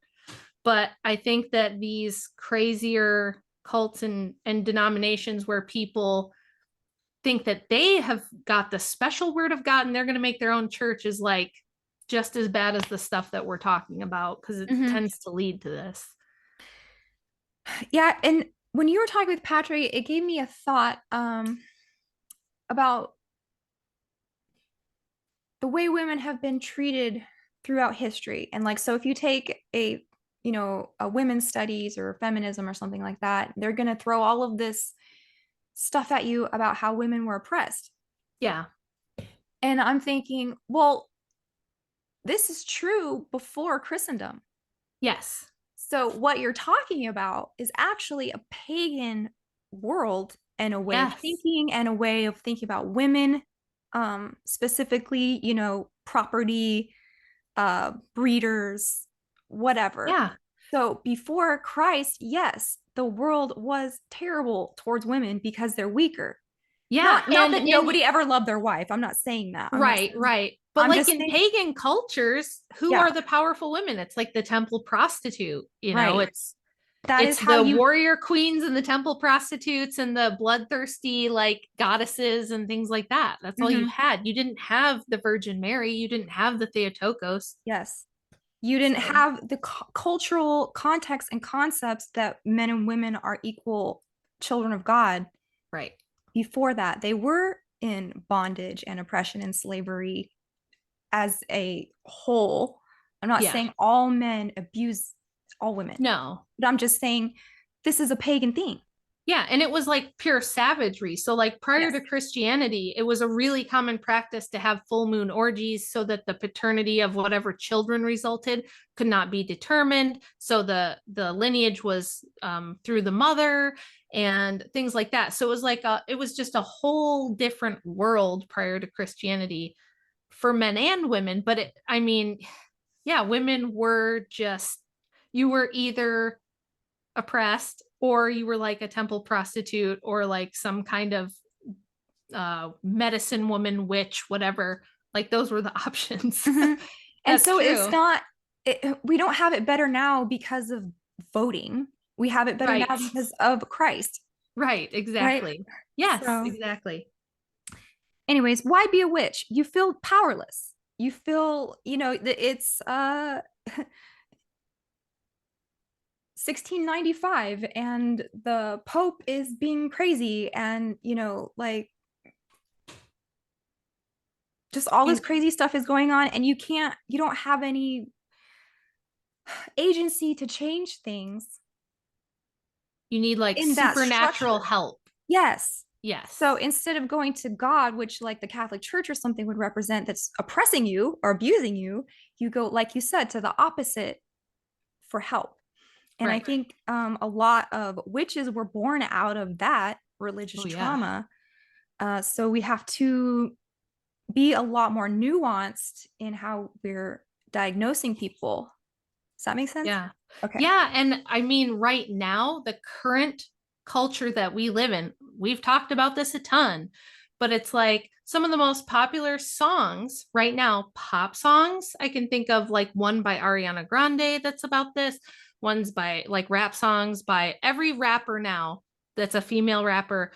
It's like cool to be into BDSM stuff. It's cool to want to get choked and hit and abused sexually because that means you're a boss. That means that you're tough like the men. That means that you're empowered and like it doesn't bother you. And it's a very like super dangerous and sickening to make that the female empowerment, but that's what Mhm. it is now. And like a lot of the outfits, all these like pop girls and female rappers, most of the outfits look like bondage gear, and they're like reenacting that kind of stuff in their live performances and in their videos. And That's a I good think, point. Yeah. yeah, As a dominatrix, just because you have the whip doesn't mean you're in power because you're actually being subservient to the guy with the fetish, yeah, right? right, because that's how you get paid or whatever. Yeah. But it's like it's this false empowerment. It's like a fake sense of empowerment that these girls think they're in charge. They're under this false delusion that they're the boss. And it's like, no, you're not. Yeah. You're not the boss because you're not being venerated or revered or respected. It's just like you are the focus of a carnal passion from someone else. That's Yes. not empowerment. And that doesn't make you a boss over somebody. That doesn't make you a tough chick. Right. It's really the opposite. And they always end up being slaves to that image. It's not like you can ever really go back from that. Look at Madonna. How old is Madonna? And she's still trying to be what she was in 1990. I know. And it's And it's like, like, grandma, get off of TikTok. Like, stop showing your panties. This is embarrassing. Like, super cringe. yeah. And well, that's what ends up happening. It becomes a humiliation ritual. Like Hmm. it they might seem like they're on top of the world and have all this power, but as I always say, it's a very sexual power is very temporary. It's Hmm. like a spell over women. It makes you think that you're in power and that you have all this control over men, but one day you're going to wake up and that's gone and you played yourself. You screwed yourself over because now that's gone and there isn't anything left. You're kind of stuck, you're typecast in that character now. Hmm. And so now you're just going to be humiliated Hmm. because you're this older lady trying to still do this sex kitten routine. And it's just, people just laugh at you. And that's horrible. Like I always say, I'm not like mad at those women and laughing at them going, haha, you're stupid. I want to prevent that because that's a horrible thing. It's not nice at all. Hmm. So So the second thing I came up with was about why be a witch. Some people think to help or heal. Uh, and I'm like, witchcraft is not all healing herbs and balms and tinctures and, lavender. It's what we were talking about. It's bodily fluids. It's manipulating people. It's using sex for power. But then, ironically, natural medicine versus pharmaceuticals is another thing we kind of talked about. So, like, if somebody went to the doctor and they got screwed up by Western medicine, yeah. and like, okay, I eschew that now, I'm going the natural healing route, like with ways of nature, and then they get caught up in witchcraft of, the what's it called? Wicker Man. How they lived on the island, Oh yeah. Yeah. and they just were like self-sustaining and they had their Yeah. beehives and they had their cottages and they had their herbs and stuff. So to somebody who's been harmed by the medical like Western industry and the pharmakia, which Yep. is the root word for witchcraft and drugs and all of that, if Yep. they think they're going towards the like nature's way Yes. by doing Yeah, it's witchcraft. another like reactionary thing. And I think that happens a lot. I Mm-hmm. think there's a lot of women that have some kind of modern medical pharmaceutical injury of some kind, some Mm-hmm. kind of harm done to them by that kind of thing. And so they'll go like way the opposite direction. And I have seen this a lot in people. Doing I do a lot of fitness stuff and things like that. And there will be some people that will get like so far into a certain thing with this. Like, okay, everybody, you might have noticed the Liver King got exposed. Yeah. Yeah. I don't know Yeah. if you guys are familiar with him, but our good friend Tristan knows about him being a fraud, like has known about him being a fraud for years, like since the last 2 years he's been around. Guy is obviously jacked to the hilt on steroids. Like it's very obvious if you know what a steroid body looks like. Hmm. And the guy runs around saying, "Oh, it's because I only eat animal organs and I live primally and I do a carnivore diet, but I eat like testicles so that I can be like masculine and manly, and that's why I look like this, because I sun my balls and eat bull testicles, you know."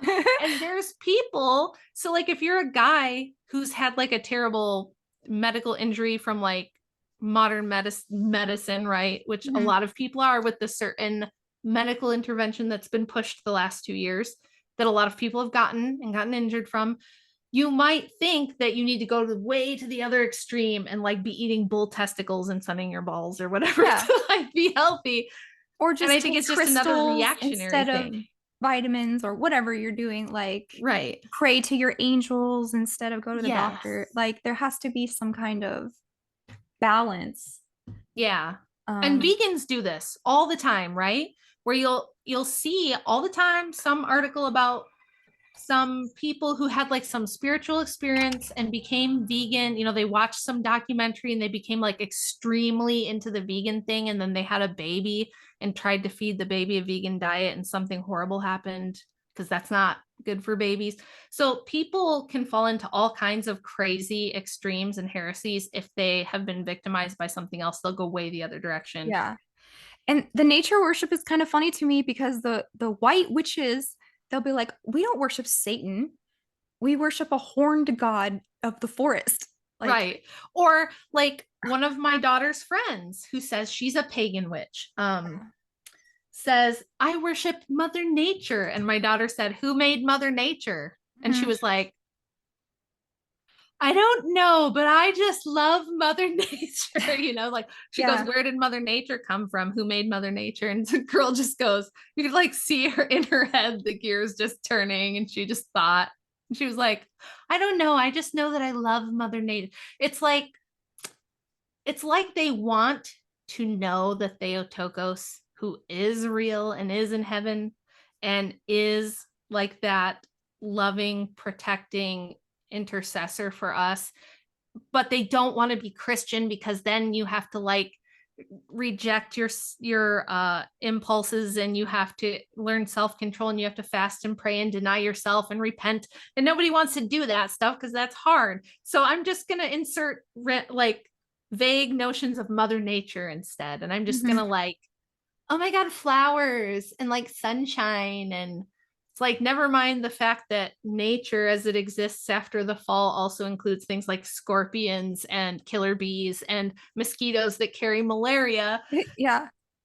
Everyone loves nature until mosquitoes show up. Right. Nature can So, be extremely brutal, and if you grew up on farms like I did, you oh know yeah.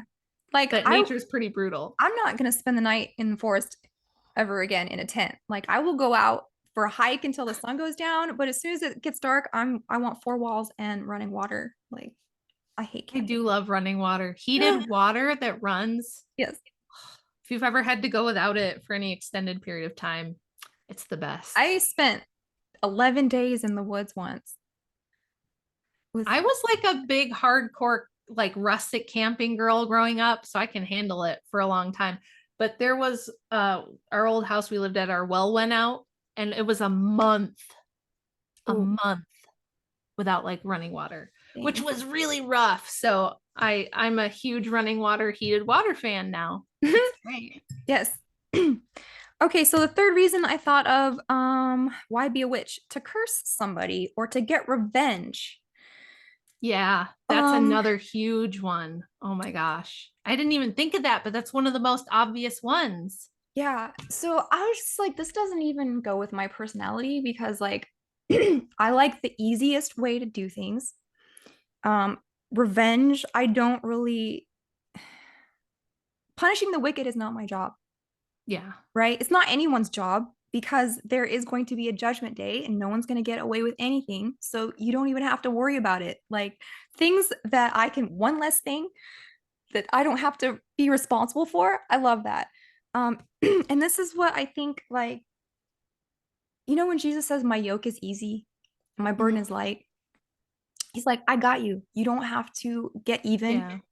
You don't have to get revenge. You don't even have to think about that person anymore because everything is going to be justified in the end. Um, you can forgive them and forget about it. Like you don't even have to know them anymore. If somebody did you so wrong that you feel like you have to get a spell on them to get revenge, the best revenge is just forgetting they exist at Yeah. all.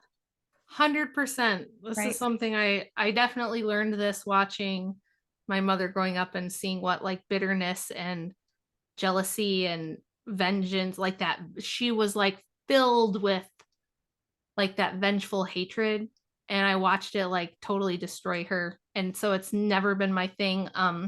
Also being involved in some of the political stuff, the both sides of the spectrum at the extremes, the far left and the far right, both have the same thing in common, which is they both feel the world is unjust.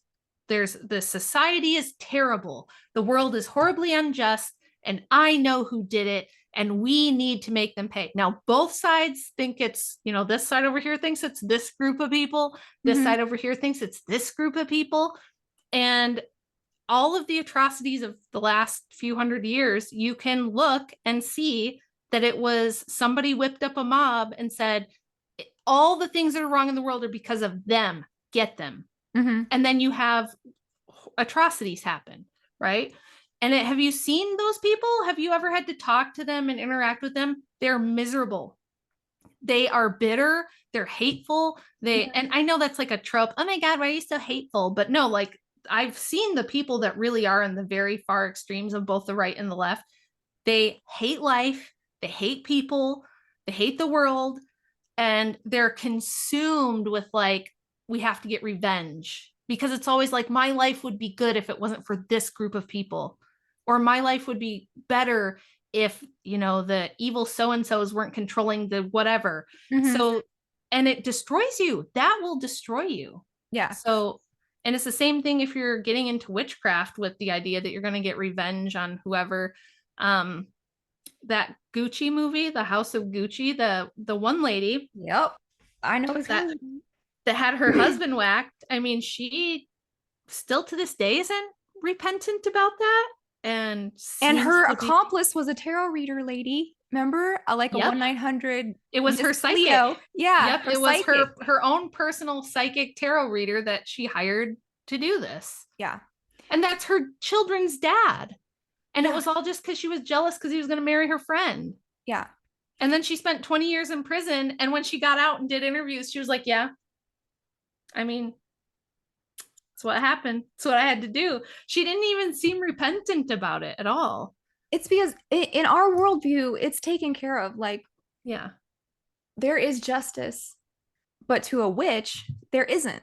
So they have Yeah. to enact their own justice, and it And in always fact, backfires on them. that's why we're supposed to pray for our enemies, because what is going to happen to them is so bad that like if we saw it, if we could fully comprehend an eternity of punishment for a person, no matter how bad it was what they did to us, you would have sympathy. Like you wouldn't really want that. I know you think you would. Mm-hmm. Like I've had horrible stuff done to me, and part of you thinks you really want to see that, but you really don't. Like if you had to actually witness what's really going to happen to truly unrepentant people who are going to face judgment, it's not something you'd actually want to witness. It's like when people join gangs thinking it'll be cool to be a gangbanger, and then they see someone get murdered and they're like, okay, okay, okay, this is not actually cool. It's like traumatizing and horrible. It's really, you don't really want to see that happen to Mm-hmm. somebody. It would destroy you to see what will really happen. So vengeance is, there's a reason that God tells you that's not for you. Yeah. It's not for you to do. Yeah. Fourth thing I wrote down, to make someone love you. Yeah. So to me, this is funny because if I have to cast a spell on you to get you to like me, I already lost.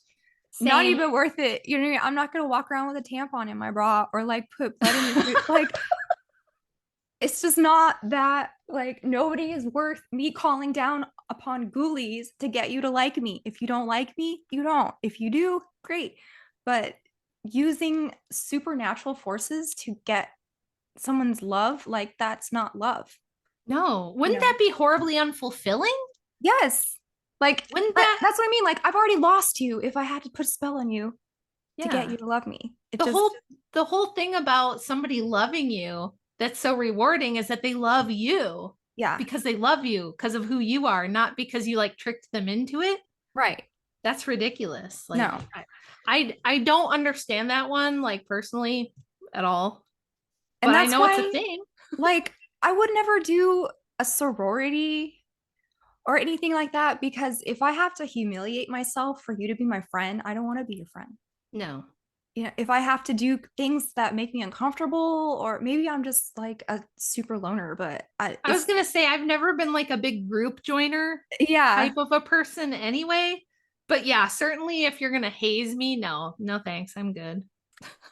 Yeah.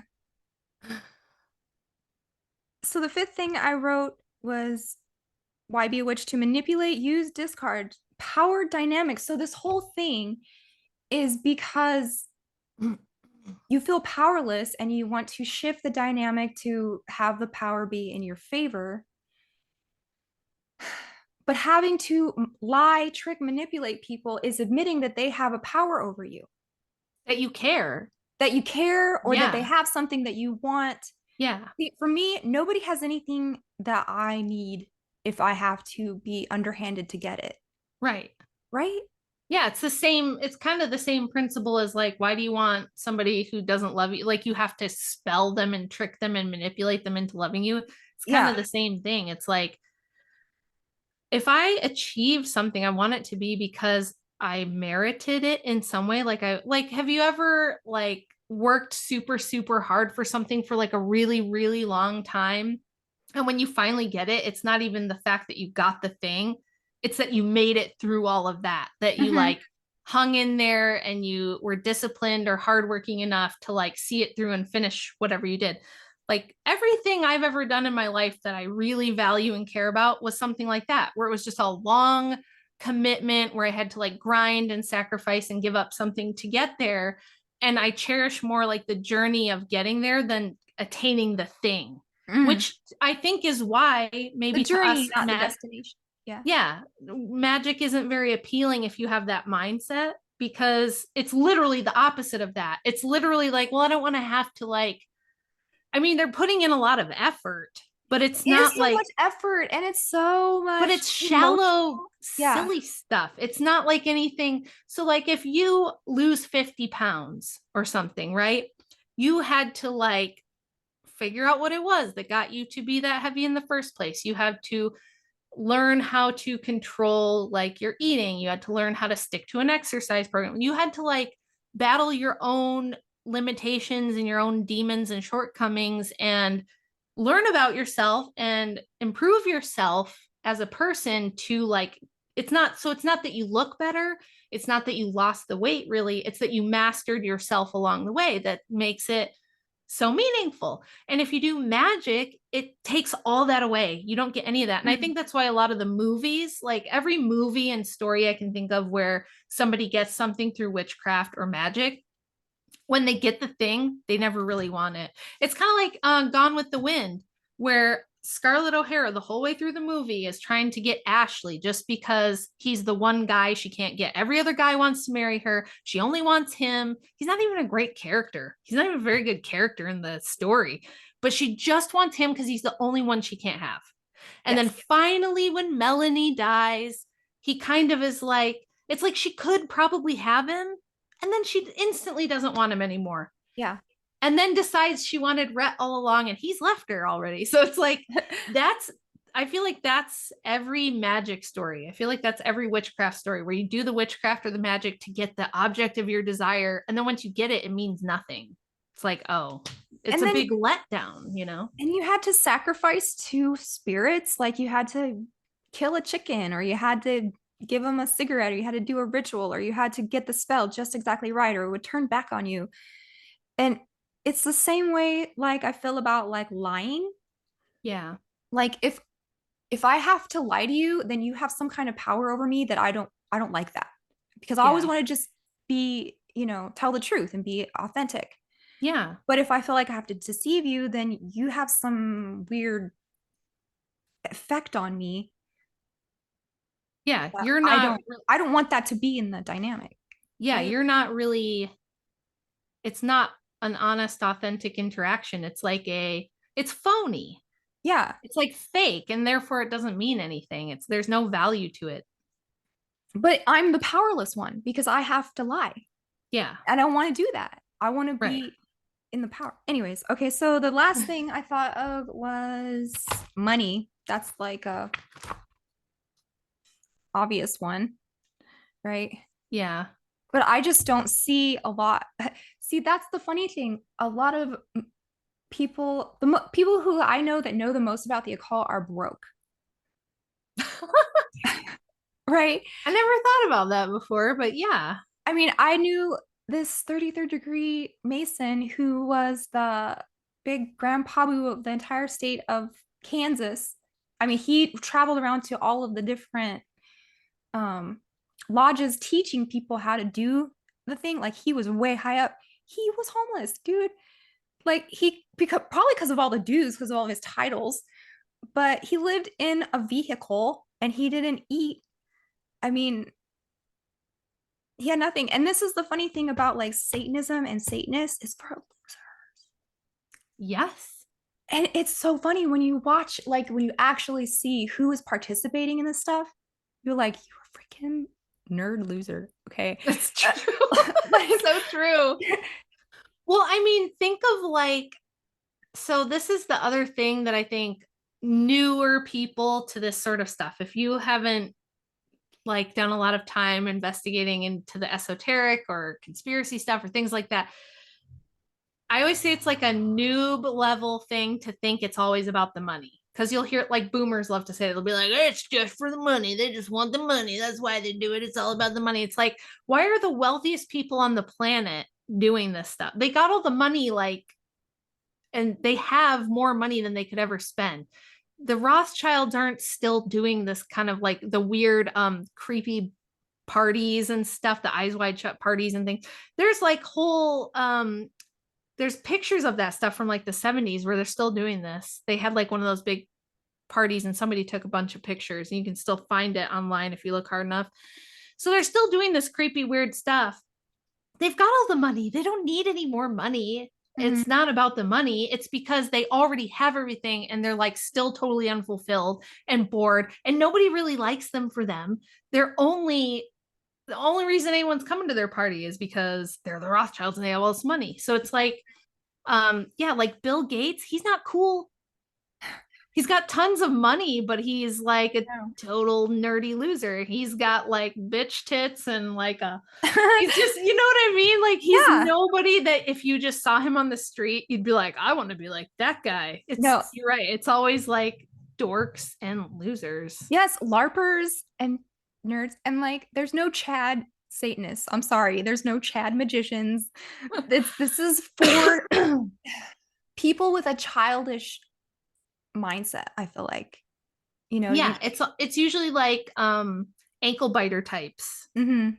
And because like you said, that's why they want to get into magic. It's because like, oh, she doesn't like me now, but just wait until I do my warlock stuff on her until I have Yes. this.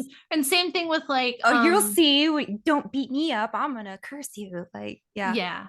And I think like a lot of, well, women will use the sexuality, but like we said, it's kind of like, do you want to be Kim Kardashian having to have you ever seen like the amount of procedures that girl has to have done on her just to maintain at this point? Hmm. The amount of like nipping and tucking and Botox and injections. She gets injections like in her whole damn body. She's getting stuff work done and there's a lot of maintenance because all the like things they inject in the fake stuff and everything, you got to get the boobs redone, you got to get the teeth redone, you got to be constantly like getting all this stuff redone, just like in that movie Death Becomes Her with Meryl Streep and Mm-hmm. Goldie Hawn, where Mm-hmm. they're constantly having to get everything patched and fixed up. That's what it is. And it's like, I would never want to do that. I would never want to have to be like constantly nipping and tucking and fixing every little part on me because everything's like always going bad. It's like, oh, I need soon. And that's why I think they're always trying to do the transhumanist Neuralink type of stuff. It's like they think they're going to eventually get to a point where they can like, well, I'll just be a humanoid and then I won't have to do all this anymore or Yeah. something Or you can very just live as your creepy. avatar and no one will know what you look like. Yeah. Well, there's people that do that now, basically. There's people that there's people that we have talked to online and then they'll like come on, finally talk them into coming on camera for a debate or something, and it's like, whoa, that is not the same person. Like they don't look anything like you thought that they looked like. Yeah. And again, it's like, why would you want that? But So before we go into the Balenciaga stuff, I had a bunch of notes about recent things I found witchcraft in food. Have you been looking at this? This is so no. crazy. So, McDonald's recently partnered with Madam Adam, a tarot card reader, to offer readings to winning customers who go to their Instagram and post their name and zodiac sign. So, Madam Adam, it's a guy with the name What? Madam, but tarot card reader. Yeah. So, you got McDonald's doing tarot cards. Del Taco is offering deals and taco themed horoscopes while Mercury was in retrograde this year. What? How have I never heard of any of You this? got Domino's had a Stranger Things mind reading pizza ordering app. So if you go to their app, it can read your facial features and figure out what kind of pizza you're trying to order, and saying that they'll read your mind. And this is Stranger Things themed. Dole Pineapple offers salad recipes based on zodiac signs. This is just seeping in everywhere. So weird. And then Liquid Death. Have you heard of this? Yes. The water. Yeah. I've Liquid. never tried it or anything. I've Okay. heard people talk about it. Liquid Death canned water claims to trap demons in the cans. A traditional witch walks around the warehouse beating a drum and chanting that she offers the water as a vessel for spirits to come into the world. Cursed water. Yeah. Who the hell is paying money for cursed water? If I catch y'all drinking that death water, Liquid Death. no. So lame. And like her spell is so lame. She's like, I'm a traditional witch. And then that just made me laugh because there's no such thing. No. They Um, all think they're traditional wit. Like Wiccans, like the Gardnerian Wiccans will be like, we're the real witches. It's like, you're from the 70s. Calm down. Like, you're yeah. Led Zeppelin's older than you, okay? Calm down. And they look like nerds. Like the girl and her partner doing this uh witchcraft in the warehouse look exactly how you would think, Mountain Dew Cheeto people. It's like Mountain Dew Cheeto people. That's definitely like a body type. yeah. The Mountain Dew Cheeto people, like body Mhm. type. Mhm. Well, that's really interesting. I didn't know that all of the food is cursed now, but Oh yeah. that just makes me Well, more glad to not eat it. you've heard the rumors about McDonald's, right? Like that there was an old audio that went around a long time ago, and it was probably fake, but people are getting into this now, but like that McDonald's is actually, like Soylent Green. Oh, yeah. Have you heard that? I've heard that for sure. Could be true. Well, this impossible meat stuff might as well. Like that stuff Oh yeah. is they probably are cursing that stuff because that ugh, it's not food, man. Don't eat So it. how I really want to do this in this show because I know it's true. How do we link up witchcraft to CHILDABUSC? And I think this Balenciaga thing is a really good example, and it's getting so much traction that Yes. I'm happy. I mean, we've been putting out stuff like this for 15 years, but Yep. okay. finally. Um, have you ever seen that show American Horror Story? Yes. So in the witch season or the apocalypse season, they are burning a witch at the stake, and they said, "Do you have any last words?" And she screams out, "Balenciaga!" Really? I Yeah. didn't know that. I didn't see that one. I saw the witch one, Hmm. which of course I was like super into that because like Stevie Nicks and all that stuff. And I had already known that Stevie Nicks was into witchcraft and she's like a super feminist and she shouts her abortions and all that sort of stuff.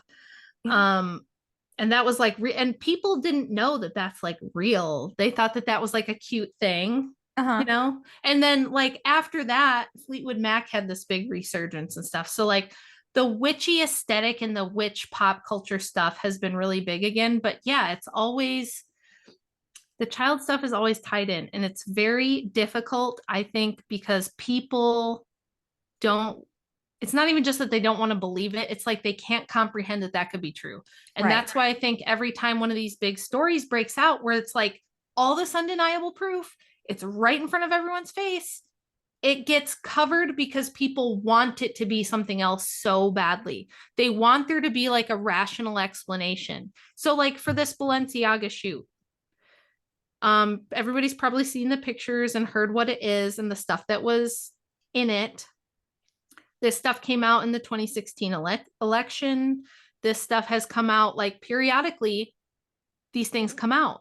Hmm. And what they'll do is they'll have like a big campaign to like explain it away somehow and like rationalize that like, oh, it like I looks really bad, but it really wasn't that. It was some other thing. Or like the guy who's in charge, the creative director of Balenciaga, who by the way, they Okay, are let's not firing.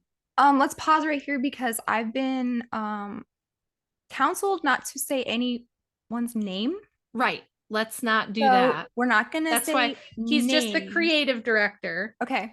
And he is, they credit him with having like given the brand a whole resurgence and making billions of dollars. So he's not Hmm. losing his job, but he put out a statement apologizing and saying, I'm going to be really careful not to make these mistakes in the future. And I'm like, how are these mistakes? Hmm. There's no way you could accidentally incorporate these things into a photo shoot. An Like, entire Instagram account full of gore is not a mistake, absolutely not. right? Of course it's not. Okay. But they're like, whoops. Yeah. And I was so frustrated when that happened a couple nights ago because, like, you and I have done shows about how some of the world's biggest children's charities will get caught, TRAFFICKING, and they will do the same thing. They'll have a PR firm and they'll come out and they'll make a written statement, and somebody will come out and give a little speech and they'll say, we are so sorry. We will never let this mistake happen again. We are going to change things at our company to make sure that we do extra. And this guy said the same thing. We're going to work extra hard with children's charities to help children to prove that this was not intentional. And it's always intentional, and they Hmm. never change anything. They never make any systemic changes. They just put out the PR campaign and go back to business as usual, and people forget because they want to forget. They don't want to confront it. They don't want to believe that it's real or that it could be true, because to a normal person it literally is not comprehensible. Like, they're like, why would a major fashion brand be doing this? It doesn't make sense, right? So Yeah. any explanation you can give, even if it's kind of a non-explanation, people just eat it up. They just want to not believe it. Do you remember? I can't. That there's a South Park episode about some kind of scandal and the people apologizing, and they did it so well, like that how fake it was. Like, I'm Yeah, the sorry. guy's like, we're sorry. Yeah, and he's like by a We're fireplace. sorry. We're sorry. Yeah. And they just film him like he's like smelling daisies or like Hmm. laying on a bearskin rug and he's like, we're sorry. It was BP. It was BP spilling oil. That's right. And they just come out and go, we're super sorry. We're really sorry. It won't Hmm. happen again. And I mean, I'm 42. So I've seen this happen over and over and over again for many years. And it always just goes away. because I think the average person thinks, well, what can I do about it? I don't understand it. This Mm-hmm. doesn't make sense to me. And I just don't want to. I've actually talked to people who will say that. They're like, I don't want to hear about it. I don't want to Mm-hmm. know. I don't want to know about this, you know? Yeah. So I think So, and I think these people know that. I think they're fully aware that the public wants it to go away. They don't really want to know. There's people like us and a bunch of our colleagues who do want to know about it, who are doing podcasts, who are trying to put it out everywhere, who are trying to make people aware. But the people who do this stuff know that the general public does not want to know about this. They do not want to see it. And mhm. it's very easy to just come out and they go, oops, it was a mistake and we're so sorry and it won't happen again. And we love the children. I can see now how appropriate that is. So Right. Yes, in exactly. 2016, we had PIZZAGATE. Now we have Fashion Gate, and I'm thinking of Astro World. Remember that whole thing? Yeah, this So stuff gets memory hold yeah, so fast. New So New fast. New by This will be out of the news cycle in 2 more weeks. yeah, New. Remember that by Celine Yep. Dion? Sure I do. think wasn't that in conjunction with them, or was that I don't remember who did that with okay? her, but I Target has had brands like this. Target has had stuff come out that people were like, "What?" And if you don't know what New is, go look up that Celine Dion commercial where she breaks into a hospital into the baby's ward, and she's talking about how our children aren't our own; they belong to everybody. And she puts her glitter all over the babies, and they like now they're in disgusting The like creepy New weird. creepy clothes. And it's just like, of course they would say crap like that. Like your children don't belong to you; they belong to all of us, and we can do whatever we want with them, right? Yep. And who else said that? Hillary Clinton. Hillary Clinton said a long time ago that children, she said, it's a problem that parents think that their children belong to them. Children belong to all of us. It takes Mm-hmm. a village. The whole society owns the children. You don't get, we have to stop people from thinking this. And I've said before, this is a really old idea. The Bolsheviks were saying this when they took over. They had a hideous woman who was like, Margaret Sanger meets Hillary Clinton times 1,000. And she would run around saying that. She'd say that your children belong to Mother Russia. Mm-hmm. You need to stop thinking of them as yours. And you need to stop seeing yourself as a mother. You're a labor unit. And you should be Right. in a factory working for the state. But yeah, this is an old idea that like, and remember, okay, this is another one that got memory hold. Remember the San Francisco Gay Men's Choir with Mm-hmm. their We'll Convert Your Children video? Yeah. That was Yeah. another one where they were just like, oh, it was a joke. We didn't mean it. We're super sorry. And then that just went away too. Mm-hmm. Even though people looked into that and found that like 11 or 13 of those guys had criminal backgrounds regarding kids. So it's like, yeah, this stuff comes out and everybody So goes, oops, before sorry. before we continue, I'm just gonna say I have no proof of anything. I am Right. following the symbols that y'all put out. I'm talking about celebrities and whoever. Like we, if a name slips out, I'm not saying I don't know anything about you. I have no proof about you. I'm not saying anything that you've done. I'm just saying Yeah. what you look like Yeah. We're not through your alleging symbols. anything. We're just noticing what Yes. things look like. So Balenciaga gave a private couture show with Nicole Kidman and Kim Kardashian.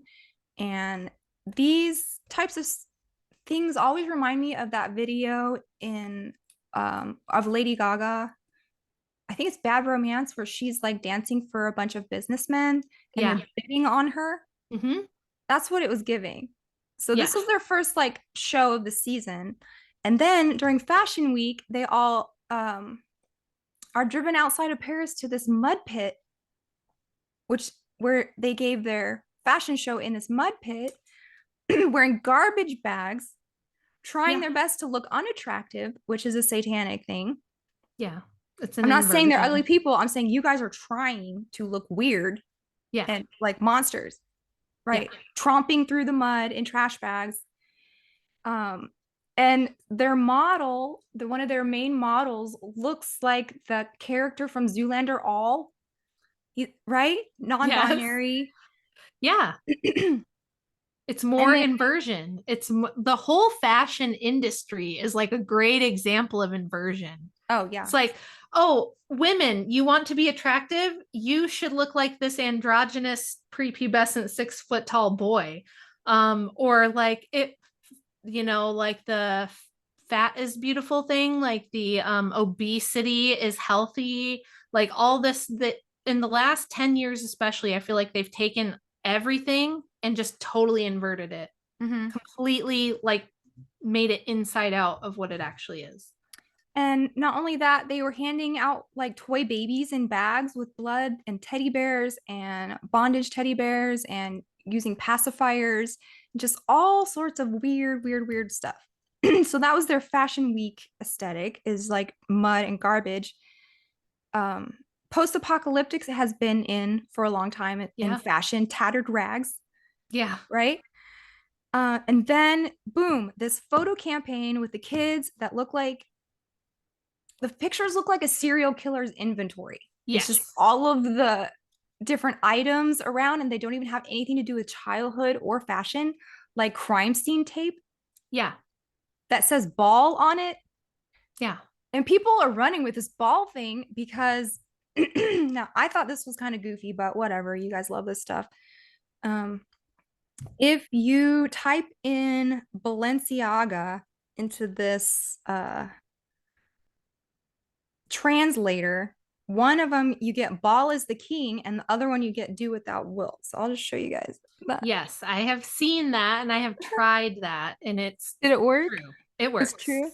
Okay, Yep. so that would make sense. Ball actually, that's like a word that means Lord. Yeah.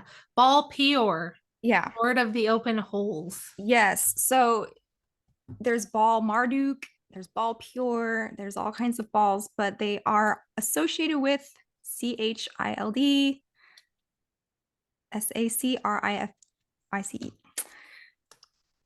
So the Sorry in advance for the spelling, people who always get mad in the comments that we spell things, but we have to Hey, do spell you want things me to keep because doing of the the show or algorithm. not? I gotta spell it. So Yes. the photo campaign, let's focus on the teddy bears for a second because this is a big clue. There was an artist who was an MK Ultra victim named Kim Noble who did a whole thing about her paintings that were, have you seen her paintings? Yes.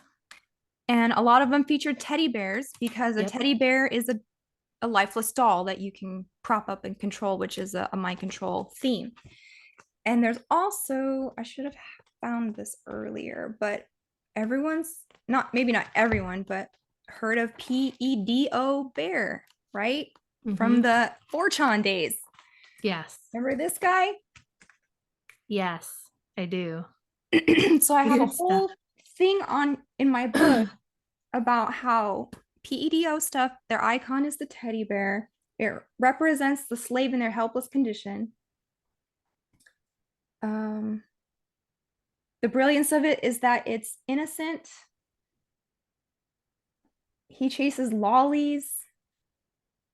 Oh, here, one piece by Kim Noble is called What Ted Saw. So teddy bears is an icon of this stuff. Um, and not only that, the teddy bears were wearing bondage gear and they Yeah. had different color eyes and they had black hoods and they had tape on their mouth. And like,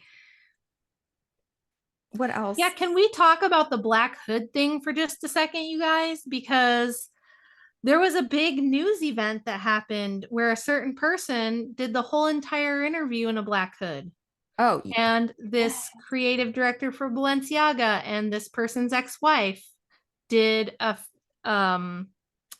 red carpet together wearing the same black hood. It's basically a gimp mask, which if you look up what that is, yeah, which their daughter wore also yes. in a fashion show. Yeah. So So I'm just saying, like, for all of you people out there who have fallen for this latest psyop and think that this guy is on our side, no, he's not. Obviously, if he's going for 3 hours in an interview wearing that thing, and this is in that photo shoot, and this is you see this over and over, no, like this is not somebody who's going to lead, the Christian Yeah. political wing of America. This Sorry. this is what I'm Sorry to talking tell about. you. Antics and stunts, Yeah. right? For Yeah. attention. Yes. To make it as absurd as possible, too, you Yeah. know? So you've got the first campaign, photo campaign with the teddy bears and the weird items and the way they're placed, and everyone's like going through each little thing saying, this is inappropriate, this is gross, this Yeah. is weird, this applies like black hoods, and it says ball and crime scene and all this other stuff. And then there's another picture of an Adidas purse, and underneath the purse on a desk was some documents, some court documents, and the um, case that they're citing is called United States versus Williams, 2008. Yep. And I looked this up, and it was so confusing. It is. You I sent couldn't it to figure me, and I out. was like, I was reading, I read the first paragraph like 10 times, and I was like, is my brain broken? I can't understand it. It was Yeah, I very don't know what the confusing ruling meant, language. Yeah. but the subject matter was CP. Yes. So that's weird. That's very weird that they strategic like there's no way you accidentally place that in a photo shoot. Yeah. And then It on was the right in the middle of walls, the thing, huh? yeah, on the walls in the same photo shoot, there was child drawings that had certain numbers from the court case in it, like Mm-hmm. dates or different things. Oh, really? I didn't Yes. see that part. Yeah, Because there was yeah, like drawings on the walls that referenced that. one of the And they drawings on the looked, walls had a you know devil what in it. they looked like? The drawings look like any movie you've ever seen where there's like a little kid who had a disturbing traumatic thing happen in the family, and like the family divorced, and they draw a picture of their house and like their broken family. It was like that kind of a thing, but with numbers that corresponded to that case. Me and Jay did a show about horror movies, and we each made a little kid drawing like I that. Like, saw that. oh yeah. That was really funny. That was a um, good one. yeah, there was a devil one in there too. So everyone went buck wild on this, and they're like, this is bad, this is so inappropriate, blah blah blah. And they're like, take it down. So they took it down, Yeah. and they put up some more pictures that were supposed to be better or non controversial. And guess what they found in those things? In their second campaign, there was a book by artist Michael Bormans. Yes. I have that picture. Can I show it or should I not? Yeah, I have a couple of his. Like now we know where they're getting their inspiration one from. This guy. Oh Yeah, yeah. it's So those. circled right in the back there. Mhm. Yeah, and this guy just he does art So of here's one children of that is his super disturbing. artworks. That's cute. And then come on. Here's another one.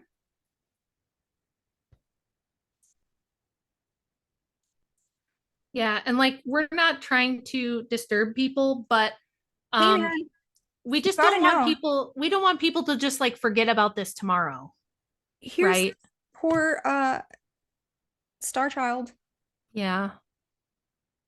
in Balenciaga, looking like a ninja gimp.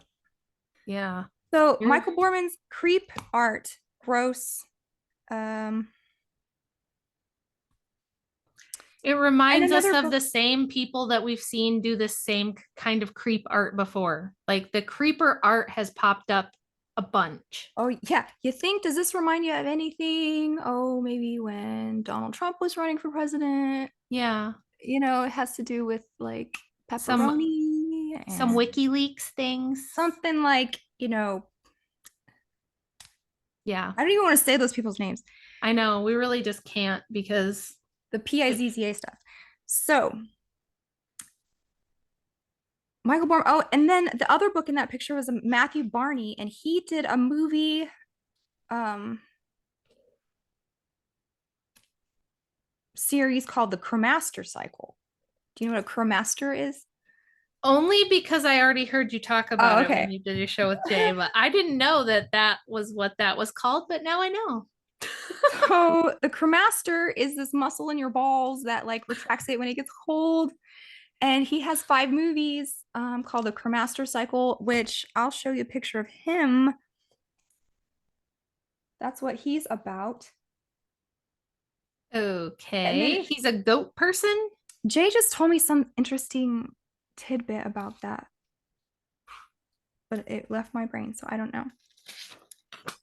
What else we got? Okay, so then you've got your main like stylists. No names, but one main stylist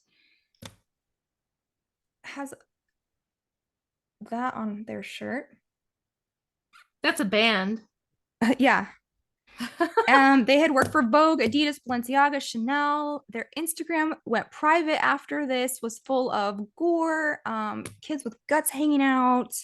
Just you can't even show it. Like kids with Yeah. skulls, more teddy bear fetish, dog-faced people, a picture of Moloch, a picture that says devil worshippers perform gruesome rituals in forests. A picture of a baby born inside out. You know, the like when they have that really bad disease when they come out with their skin on the outside, or the Mm-hmm. and they have like weird red eyeballs. So she had a picture of that deformity on there. Yeah, this reminds me of back when the Jepstein Effrey got arrested and they started finding Instagram accounts that were linked to what was her Ray Chandler and her modeling company and stuff. There was stuff like that. The photographers, there were certain photographers that worked for that company that had the most horrific looking pictures of kids that was like that. And same thing. And now it's been scrubbed from the internet because I've tried to go back and find those and I can't find them. I mean, they might be out there somewhere, but it's not easy to find. I mean, Yeah. what does that look like? Yeah. MK Ultra, right? Yeah. Totally. Um, oh, here's a good one. Talking about it. Yeah. Well, we just did some shows about a famous pop star who has been talking a lot about having to be strapped to a chair for 8 or 10 or 12 hours at a time. Mm, She keeps saying they put me in that terrible place and strapped me to a chair and I had to sit for like 10 or 12 hours and I couldn't stand up. And she said that multiple times on her Instagram. So like mhm. that's definitely a thing Well, with here's that. one. Remember when we were talking about Project Rose? Mm-hmm. Here's one of those. So it's And now I'm just seeing that everywhere pain with this stuff. receptors, right? So it's a Crazy. close up of her pain receptors while she pricks her finger on a rose. What else we got for you guys? So that is the main set stylist since 2014. Then you've got two other creative directors who I'm not going to name, but one of their Instagrams says someone wrote that blank, blank, and blank, and I grew up on CP and radiation from Chernobyl, which is why we're all so effed up. Yep. That's the two that are responsible. One's a guy and one's a girl, and they both said they had this in common, Mm-hmm. that they were both really into this kind of stuff. And you mentioned Rachelchandl. Mm-hmm. She's actually married to somebody of the Guinness beer dynasty whose great grandfather owned Elvedon Hall in Thetford, UK, where the orgy scene from Eyes Wide Shut was filmed. I haven't been able to find much on that person Mm-hmm. since a certain guy didn't kill himself, but I wonder. So yeah, she's his friend, employee, ex-employee, and she owned the modeling agency called MIDLAND. Mm-hmm. Uh, and they're known for blood drinking parties and pioneering new concept of beauty like bruises and dark circles. Yeah, remember the black eye Mm-hmm. thing? The panda eyes. Yeah. And And how they're known for we keep seeing certain celebrities appearing yes, in public with a black eye for no reason that you can and, explain. and they're known for street casting, which is super sus because that could go into TRAFFI. Yeah. Yeah. One more character, no name, CEO of Caring, Artemis SA, parent company of Balenciaga and husband of another Latina actress. Gucci, Saint Laurent, Bottega Veneta, Alexander McQueen owns all these. They own an auction website that sells ChildSex mannequins. These artists are Jake and Yeah. Dinoschaman. Yeah, I know that Chiller Queen podcast is doing like a whole thing on them. Oh, So really? yes, so if you guys Okay. do want, like, she's trying to drop the whole expose and she's really like sticking her neck out there to do it. So if you're interested in that, I would go check out what she's doing with that. So one piece of theirs is called FUCKFACE. Oh yeah, yeah. I saw that. It's a bunch of little kids with male genitals for Yeah, well, faces. their mouth is a butt and their nose is a penis. Yeah. It all, I Oh, don't and it goes know for what, like, guys, it just $140,000. always ends up being about that. Yeah. It's like And they're obsessed with it. another piece called Zygotic shows five preteen naked girls who share arms and legs like human centipede style. And they say children are not humans yet. Well, that would make sense. I think I've heard that before, that like they don't. And that's part of what this push is for, like, in the last couple of years, where you've seen people saying, "Oh, really? You can do abortions up to like when they're 2 or 3 years old." Because they're not really humans yet. They're not really people. They don't have personhood, right? So they introduce these concepts that later they can like push for this sort of stuff to normalize things. So like the personhood argument for abobos, right? Like, oh, well, yeah, I guess now the science proves that they're human and that it's obviously human, but it's not a person yet, right? So it's Mhm. like there's always some kind of way that they're trying to technically argue for this and say that it's not bad, which is why I think people try to say that debating is like wrong, or like it's self-glorifying. Like, I'll get these people and kind of say, why do you do debates, you guys? Or Jay will get that. And it's like, no, like we have to fight the idea front, because this is how they do things. They introduce like a concept or an idea that tries to make it acceptable to people. And you can go back in history and read all the times that people who were up to bad shenanigans were like, well, we have to introduce certain things now so in the future these things will be acceptable. It's Mhm. always like that. It's always like an incremental The way to Overton make things window. acceptable. And that's what I think, like, if you're sitting here going, why are they doing this? Why are they doing this? I think part of it is they put it into the psyche by putting it out there. They know, they didn't know people would find this out. Of course they did. Of course they know that somebody is going to notice it and it's going to go all over the internet. Number one, it gives them tons of marketing. And there are people out there who will buy it because they think it's funny or cool or whatever. Mhm. And then number two, they're putting it out there into the ether. They're putting the ideas out there, like gradually, a little bit here, a little bit there, so that it's in the back of everyone's psyche, it's in the collective consciousness. And then over time, these things become less shocking. And it's like, oh, I've seen that before. It's not as, and over time, it becomes less weird. And it's like, we've been trying to say for a long time, they're trying to normalize certain things.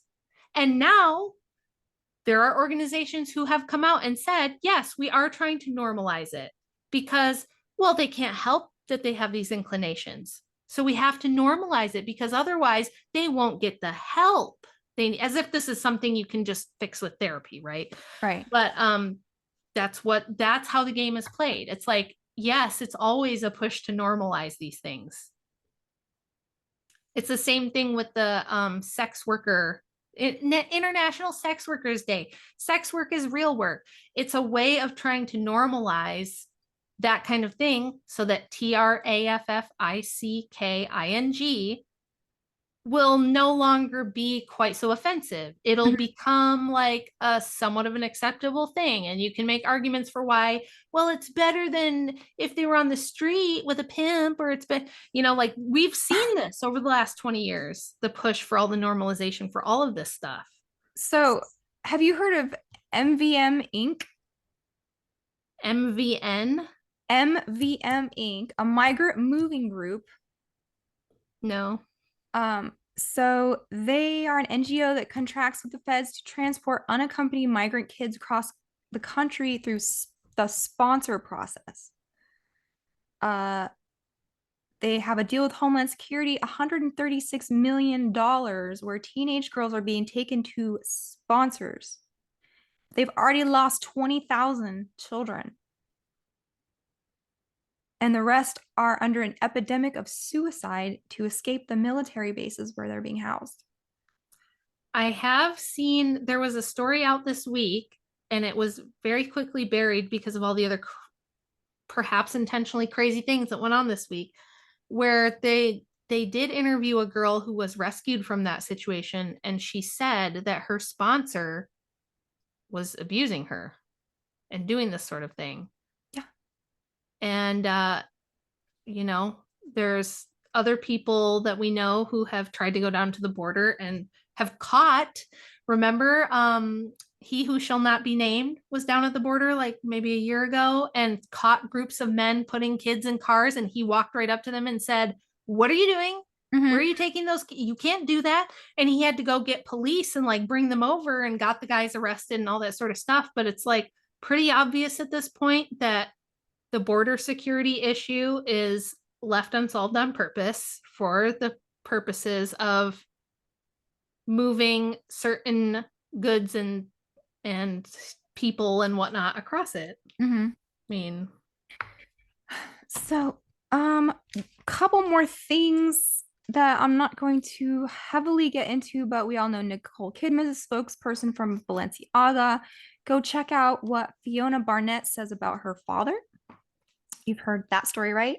yes. We're not going to cover that, but you can check it out for yourself. And then check out what Macaulay Culkin has to say about the Red Shoe Club. So it just goes deeper and nastier from here. It does. Me and Jay did a show with some of this information, and we also covered Zoolander and Zoolander 2, which had so much of Yeah. this stuff in it. It's like they totally knew about all this and they were just like lampooning it. Yeah. Yeah. And then one we just saw today, The Avengers with Uma Thurman and Sean Connery, a movie with MK Ultra themes, has a cabal of teddy bears. And they even take the teddy bear costumes from this movie and they've used it in other movies and shows. Inspector Gadget, The Middleman on ABC, Supernatural, and a movie called Detention.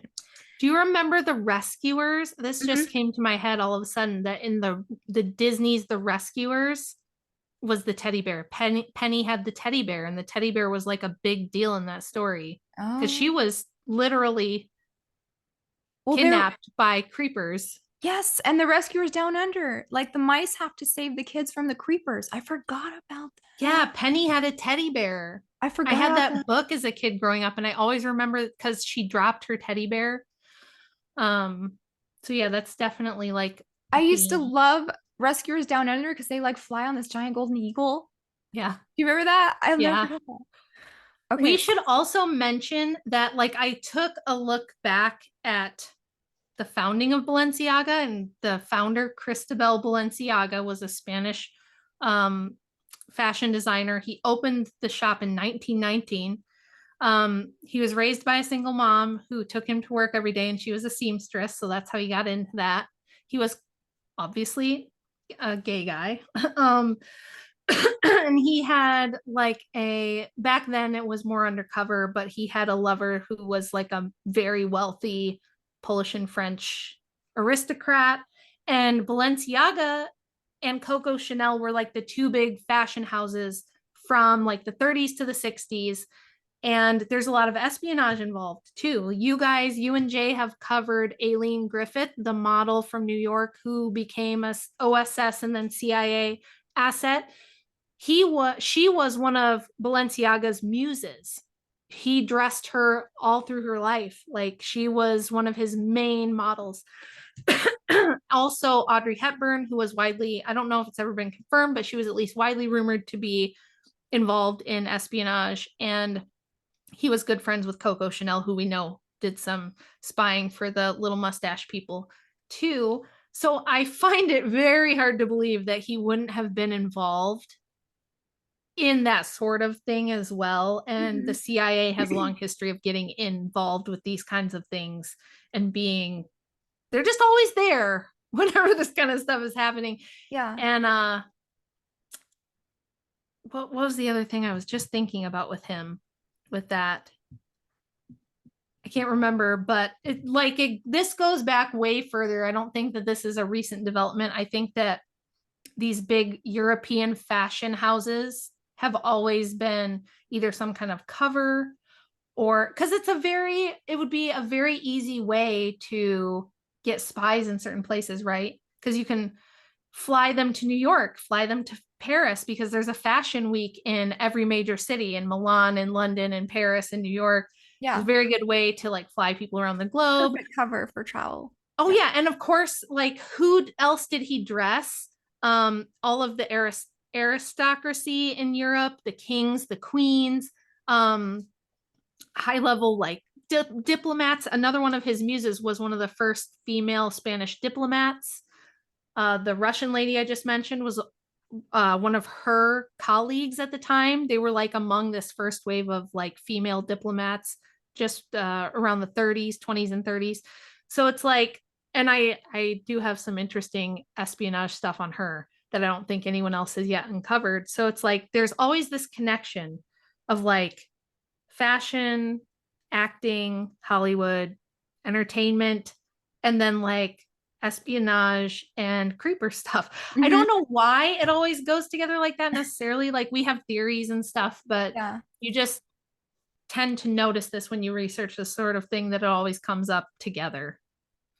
So I don't think this is new. It's like 100 years on that Balenciaga has been involved in some of this, some shady things of some sort. Yeah. So So just to wrap up, I don't know any of these people, never met them, don't know anything. I have no facts. All I have is just conjecture I heard on the internet and books yeah. that I read. That's it. I'm not accusing anyone of anything for the record. I'm just telling you guys what I saw this week. And to close, we're going to talk about thing I like to call Meanwhile in California, because California is always doing some crazy crap. And they It's true. are like sort of a forerunner of what they want the entire country to look like, because Yeah. they're a Democrat run state and they are going to HELL. And And LA has become like an international hub. yes. Like 90% of the people who are in LA at any given time are not from here And at the all. homelessness is going crazy, the drug, just all of it. So Yeah. California is like the canary in the coal mine right now. And right as this Balenciaga stuff was popping off and everybody was looking at that, they passed a bill that let out 7,000 CHILDXEX offenders onto the I streets. did not know that. Nobody knew that because we're all looking at Balenciaga. So, meanwhile, in the real world, while we're fighting, you know, paper tigers and ghosts and things that we can't prove and, just pictures Right. on Instagram, Yep. Stuff that's going to get 7,000 memory hold and forgotten tomorrow. 7,000 creepers are back on the streets. And one psychologist said these are people who are at 100% risk for repeat offending. So the prisons in California are literally brimming with creepers, so much so they had to let go 7,000 of them. So that is your current events for today. I'm sorry I had to do this to y'all, but we have to know the truth so we know where to go and what to do. I'm sorry if you can't take it, I know. but I know. Well, the thing about that is like I've gotten a couple of messages recently from people being like, what do I do with this information now that I know this awful stuff? And it's like, first of all, realize that, because like this is one of the things that my husband would say that I thought was pretty cool, was that when he realized that evil and magic and witchcraft was real, that also let him know that God had to be real, mm-hmm. because you couldn't have one and not the other. If evil magic works, then miracles are true and God is real. And so we know what the story of this world is, and we know who wins. So, as much bad and darkness is out there, there's lots of good and lots of wonderful things and great people and all of that too. So don't get too black pilled. I know that's like probably really weak to say at the end of an episode like this, Yeah. but But uh I think it's if good because now you know where to spend your money. And like lots of people I see are cutting up their Gucci yeah, and Balenciaga and they're boycotting and, you know, they're yep. embarrassed to wear that now. So good. You should Yeah, be. like there's some somewhat influential people. Like I think Jason Aldean's wife burned like anything she had from Balenciaga on her Instagram and said she's never gonna wear anything like that ever again. And I think just letting people know that the fashion world is like really gross and creepy, and you're buying expensive garbage to support bad people. Yeah. Don't do it. Like And it doesn't even look nice. I mean, Balenciaga looks doesn't. like It's dollar store icky. Matrix character or something. Like it's not Yeah. even good.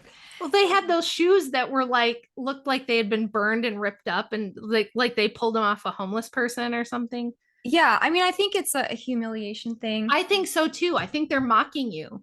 If they can get you to pay that kind of money for that stuff, Yeah. yeah. And don't be a clone. Don't go out and buy the $700 handbag because your friend got one. That's stupid. Cool chicks don't do that, okay? Just People are don't. looking into Birkin now to see if what kind of leather that's made from. Well, they should, because any of these brands that all of the like rappers and all these people are promoting, and the Kardashians, if Kardashians are wearing it, you can be pretty sure it's awful. Mhm. Like just don't buy into any of that crap. It's stupid. It's a stupid way to spend your money. If you have that kind of money, give it to a church. Give it to like someone you know who needs it, or invest it for yourself. Do something better with it than buy some high-priced garbage from bad people. Mm. Fashion industry is stupid. Don't buy into it. Well, thanks for hanging out with us. It's been like 2.5 hours already, and I think we covered a lot of interesting stuff and good stuff and bad stuff. And Rachel is always a 5-star guest. And I don't know what is next for this show, but I'm sure it'll be good. Yeah. Thanks for having me back.